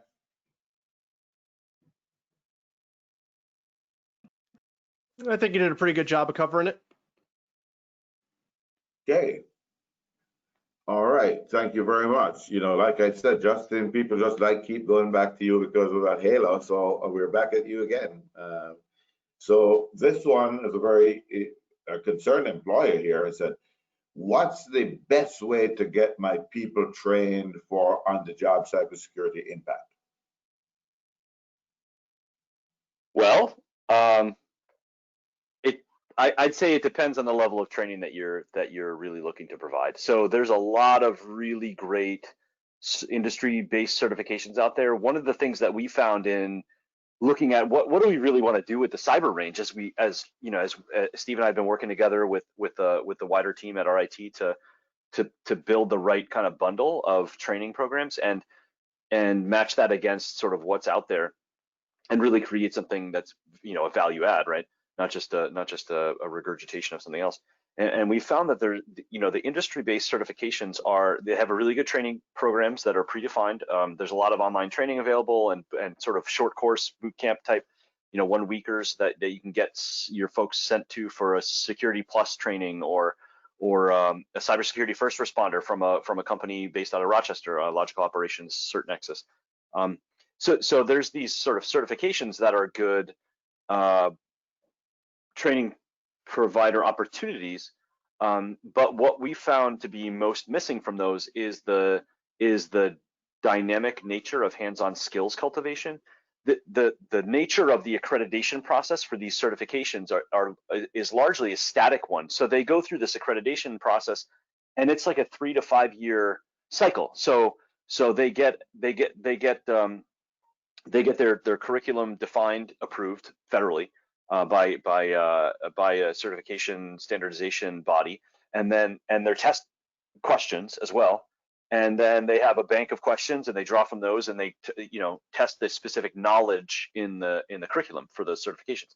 But to validate a skill, it's much more dynamic and fluid, right? So I would say send them to us, and I know there's a lot of other really good skills-based training programs out there too. So not to disparage any other sort of near neighbor in the field, but I would say that if I were an employer looking to get my folks smart on how can I actually defend real world against a cyber attack and prevent it from the start as best we can, right, as best we can hope for, I'd say a mix of the two is probably the right answer. So there's standardization across the certification bodies, which is valuable and useful. And employees generally like that more than the employers do. When we were building out the boot camp and the cyber range training programs, we interviewed dozens and maybe, I don't know, I forget the exact count, but somewhere between 50 and 60 employers, personal interviews, and just to understand them, right, and what they cared about. And without exception, they said, well, we don't really care so much about certifications. That's an HR filter. We care about what they can do hands-on. And I think that's speaks volumes about sort of, you know, some of the implied intent behind, okay, well, what does it really matter to the team lead or to the actual person who's going to be supervising these folks? That said, the employees had a completely different perspective, you know, without exception. They said, yeah, I want the certification because it's something that they can point to and say, no, this means something, and it's an externally validated sort of industry recognized thing that they can put on their resume and get through the HR filter to get the next interview, right? So again, I'd say both is probably the optimal thing. And you know, I mentioned the boot camp a couple of times that we built. It's a 15-week program, full time, 40 hours a week. So it's not a 1 week, you know, certification boot camp. It's a actual from no knowledge in IT to cybersecurity entry level position training, like a basic training program, basically. That said, we expect to, over the next year, modularize components of that so they can get a deeper dive on cloud security for a week or two.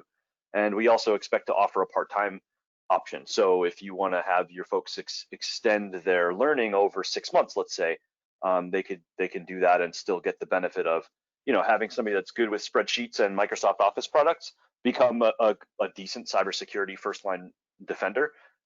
They can do that as a part-time effort as opposed to, you know, a full-time all-in kind of pursuit. Anyway, it's a bit of a long answer, but there are a lot of great options out there, and of course we're happy to help you at RIT, right? Thanks, Justin. You know, I'm beginning to think you have a plant in the audience because that question was right up your alley. This next one we have here, the person, they're directing this to you, Steve, but I think it has something to do with Justin.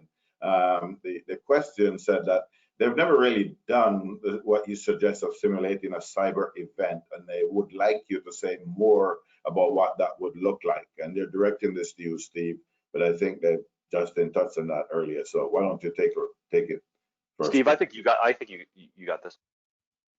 Yeah, I'll cover it and Justin can add. So and again, this is something that, you know, in my industrial experience we did, right? And you know, it takes a range of ways. The simplest way is kind of, Justin, I think, referred to as what's often called a tabletop exercise, right?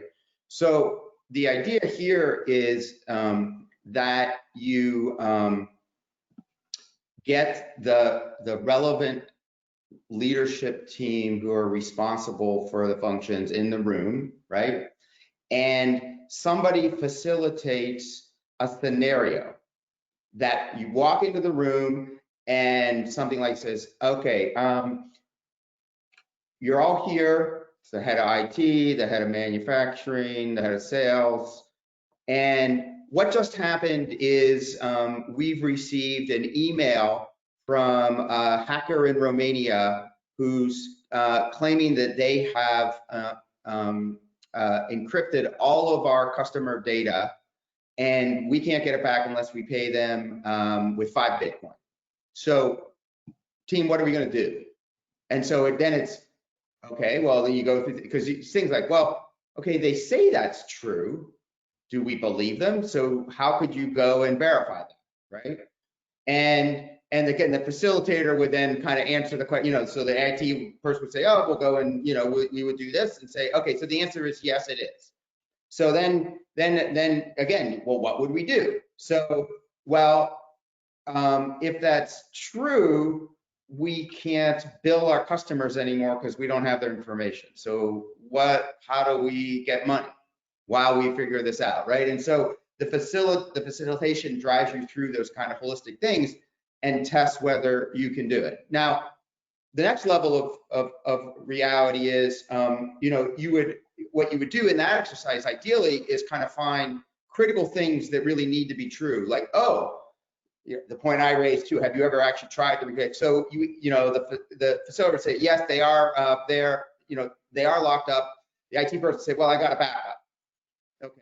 And so then the question you would ask yourselves is, okay, when's the last time we actually restored from a backup? Does that work? If that is a critical process that prevents us from being in this event, right, or from being really truly victimized by it, then when's the last time we validated that that works, right? The other thing, like in that scenario, again, the facilitator would say, Okay, so your customer data has been exfiltrated, taken off of your servers, put somewhere else. Perhaps, you know, they may have done that, or they may have locked it up on your in your system. Well, it'll turn out knowing which of those happened is going to be really important, because if they locked it up on your system, then it doesn't mean they have access to it and can share it. But if they have taken it off site, if they've exfiltrated it, now you have a legal exposure and you have legal requirements to say you have to notify those customers. So which is it?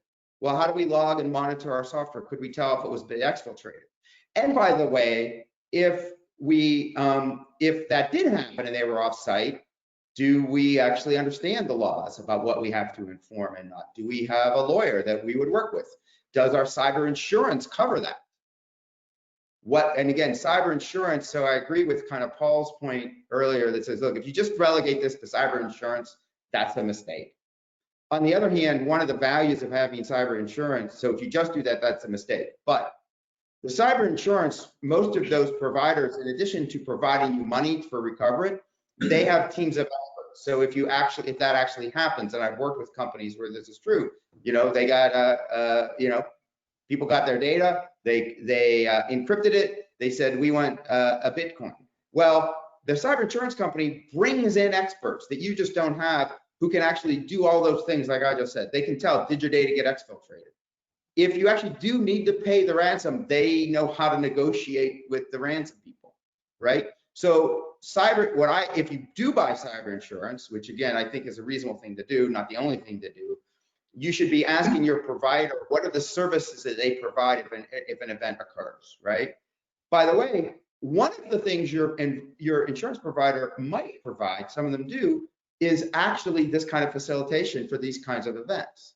So again, you may already have relationships that you can leverage to get these types of things. So long answer. Hopefully it gave you the like what we mean. And again, a tabletop exercises, that's those things you need to then check that those practices are in place. A richer exercise will go beyond the tabletop and again would say things like that, oh no, we need to actually try to recover from our backup. So it goes beyond the tabletop into the reality. And at a minimum, your tabletop exercise should identify 10 to 15 key things which you need to go validate work in reality. So any Paul, Justin, anything you want to add? I mean, I think, you know, in addition to the things that were discussed, like you said, I think that a lot of times these different types of buzzwords, simulations, penetration tests, it gets lost in people thinking that it's more of like a technical aspect or whatever. And really anything like a simulation exercise as a whole can really just be, let's think of a scenario that might happen and put it out there and try and see how people react to it.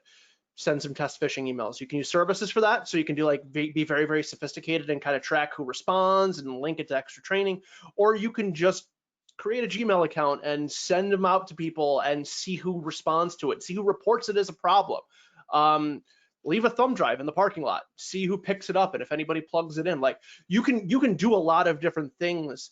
And again, really cybersecurity as a whole is really just about doing the best to the ability that you have with the resources that you have and just getting creative with those. And just thinking of the tools that you have and thinking, what can we do with the stuff that we have right now to make ourselves as secure as possible? So that includes with the hardening and just general securing of your company, but then also with testing it as well. Again, we have backups.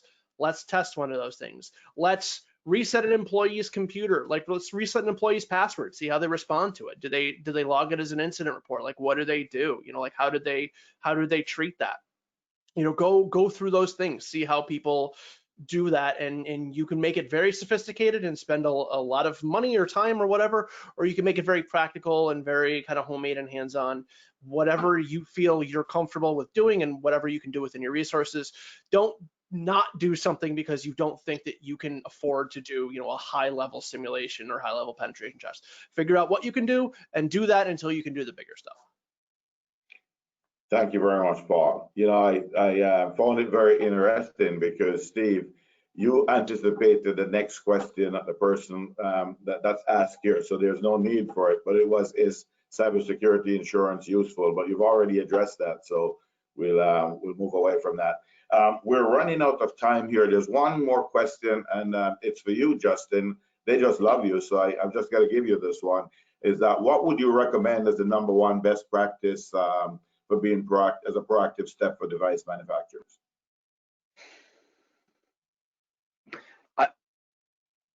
I threw up an image on my presentation that I kind of glossed over, but I think it's really important as a best practice, and that is building security into the design process.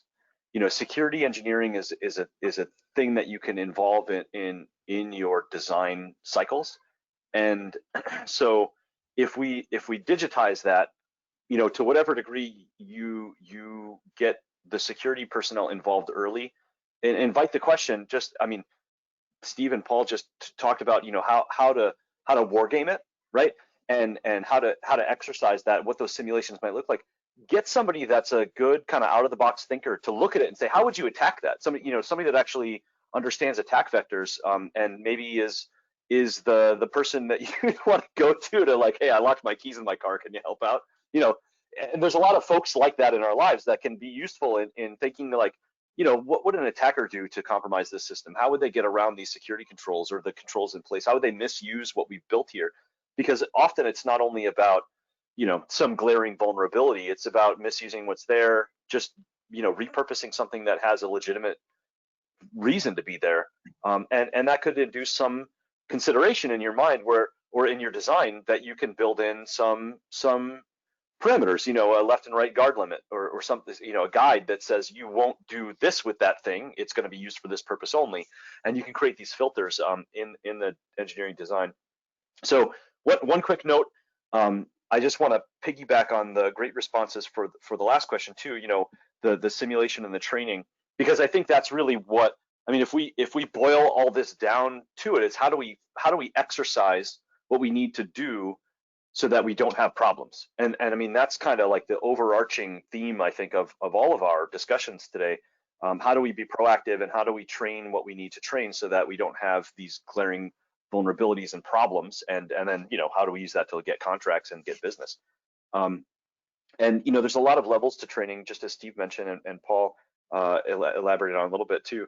And I like simple analogies, and I got a, you know, military background. So you know, there's tabletop games, right? Like a Risk that simulates war at a, you know, different scales, and there's a bunch of different games like that, right? Dungeons and Dragons is so there's a tabletop games, right? They get you so far. They help you think about things that you maybe haven't thought of. But then taking that into a more immersive scenario, like a you know, a video game, for example, a Halo or Fortnite or something. You know, I don't even know what kids are playing these days, but there's a lot of games out there like that, and some of the tabletop games get converted over to a digital equivalent, and you can train and test there, right? But then for those that have military background in particular, you've been on a squad tactical exercise, you've been in a field problem where, you know, you're not just walking through it and talking through it, you're actually running down the dirt path and trying to do the thing, and you're on the radio and actually using the equipment. And I think that progression of training is really is a best practice. And again, that, you know, maybe I gave you 2 best practices for the price of 1. So there you go. Well, thank you very much. Thank you. You know, it's wow, it's now 11:48 here, and we should be moving right along. So that's the last question I'm going to take right now. Corey, there's a question here that would be for you, but I think you're going to answer it in the next part of the presentation.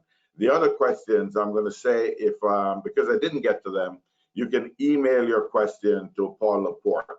And so that is PLAPORTE @mvcc.edu. So PLaporte@mvcc.edu. So at this time, I'd like to move to the last agenda item, which is the cohort membership and cyber grants. And the first speaker in that is going to be Corey. So Corey, could you please take that away and let's get going? Okay, thanks, Everton. And I understand we have 10 minutes left here, so I'll try to keep it sweet and brief here too, but to the point. First of all, you know, I just want to say that this cybersecurity panel this morning in this workshop, Everton, I mean, it was one of the best panels that I've been involved in, and I'm happy for the manufacturers that are in attendance this morning, that they're able to take part in something like this. So just to recap what's going on here, in Everton, you know this as well. This broadcast this morning, this workshop, right, is made possible from a grant program. And this morning, Steve, Paul, and Justin, they all spoke about different opportunities, funding opportunities, resources that might be available to small to mid-sized manufacturers across the entire state of New York. I'm going to talk about one of those resources that we have here today. And again, this program that I'm going to talk about is what made this workshop broadcast possible this morning. So Mohawk Valley Community College in May of this year was awarded a grant from Empire State Development, and it was called the ESD 2020 Cybersecurity Assistance Grant. And again, this grant was awarded by Empire State Development to Mohawk Valley Community College. Mohawk Valley Community College, we are the administrators of this grant. This grant originated from the federal government in NIST, and it also trickled down from the Office of Economic Adjustment, also known as OEA. So it went from OEA to NIST, awarded to the state of New York through Empire State Development, and then finally landed on our doorstep here at Mohawk Valley Community College. The first thing that we did in managing this grant at MVCC is we identified some key strategic business partners, FuzeHub, Everton, Elena and the staff being one of those primary contributors and partners that we had. And then we also have boots on the ground cybersecurity assessment implementation teams. And we have 3 distinct teams. Okay, so we have a team here led by Paul LaPorte at the Advanced Institute for Manufacturing. We have a team led by Debbie Mamet and Twin State Technologies. And then our third assessment team, Everton, is our sister MEP Center, which is in the Hudson Valley, and that's MTech. So we have 3 distinct partners strategically implementing this 2020 cybersecurity grant assistance program across all 10 regions of the state of New York. Now you may ask yourself, what are the objectives? What's taking place here? How does it work? Briefly, I'll go through 3 main tasks or objectives that we have, okay? The first objective is to hold a series of workshops and webinars, which again, this is the 3rd of our 3-part workshop series. And we also have webinars, which we put on every couple of weeks. Our next webinar is actually next Tuesday on December 15th, and it's Threats at Home, okay, led by Paul LaPorte, and you can register. So all the companies are in attendance today, or who may be viewing this recorded workshop at a later time. You can register, okay, to take part in these workshops and webinars, and access the grant program at newyorkmep.org. And you might hear myself and Everton say this a couple times, and that's spelled newyorkmep.org. If you go to that website, you can find all the recordings of all of our workshops, all of our webinars, and you can register not only for the cohort to access the cybersecurity assistance grant for the assessment, but you can also register for everything that we have moving forward. So that was objective number 1.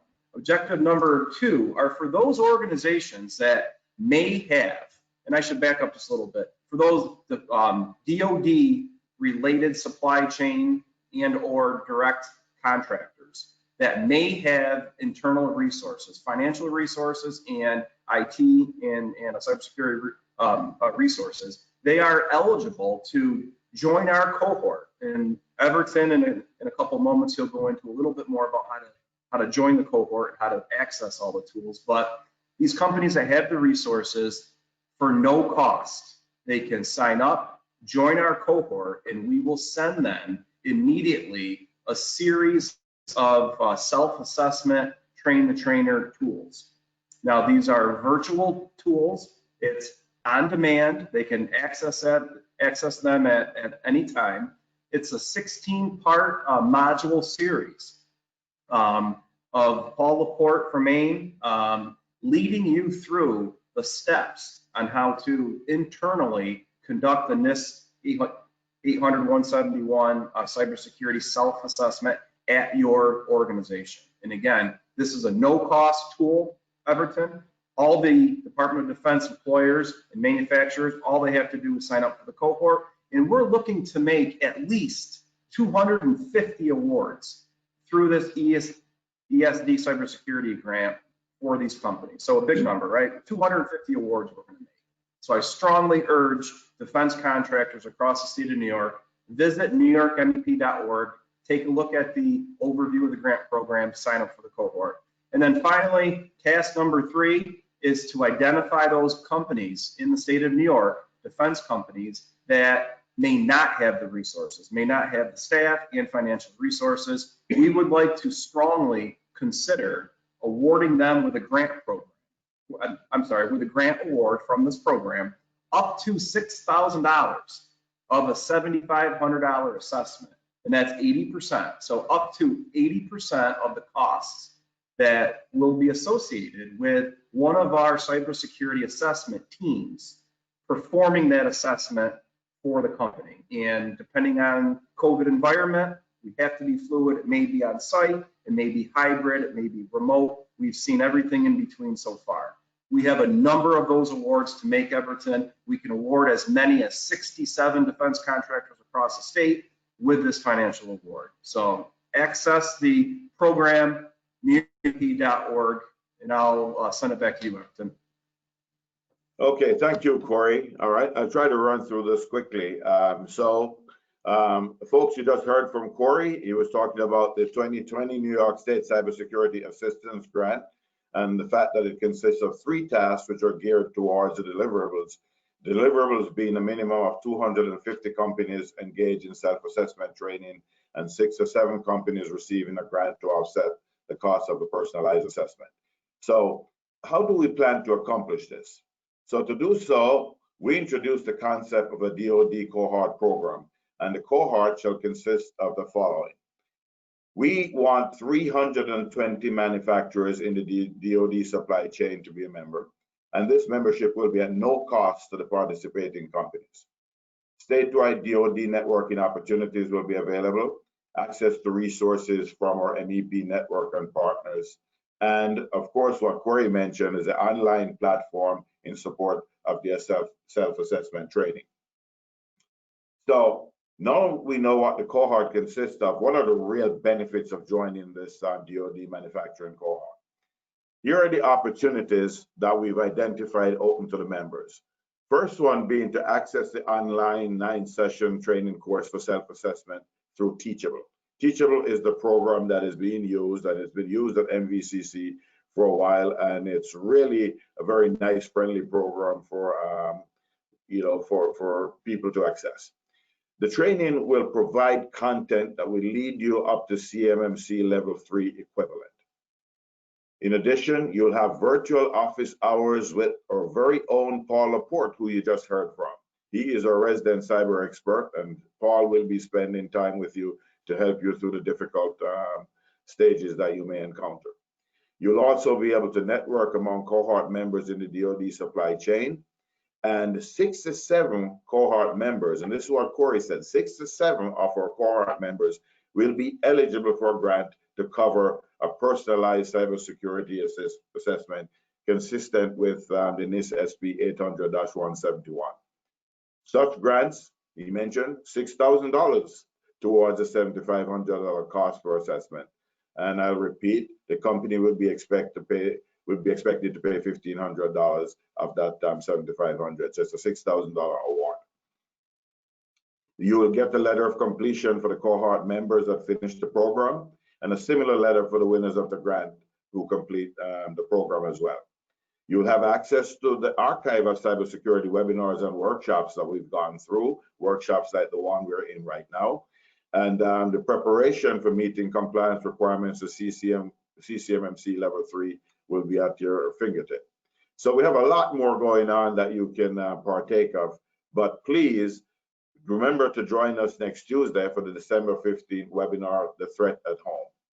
Now, let me tell you, the objectives of this cohort is that we want to achieve the following by April 2021. We want to make sure that we have 320 DoD supply chain manufacturers completing this program, and we want to really give away the money to the 6 to 7 companies and do the physical assessments with them to support them in meeting their cybersecurity requirements. So if you are a manufacturer in the DoD supply chain, I urge you to take advantage of this program now.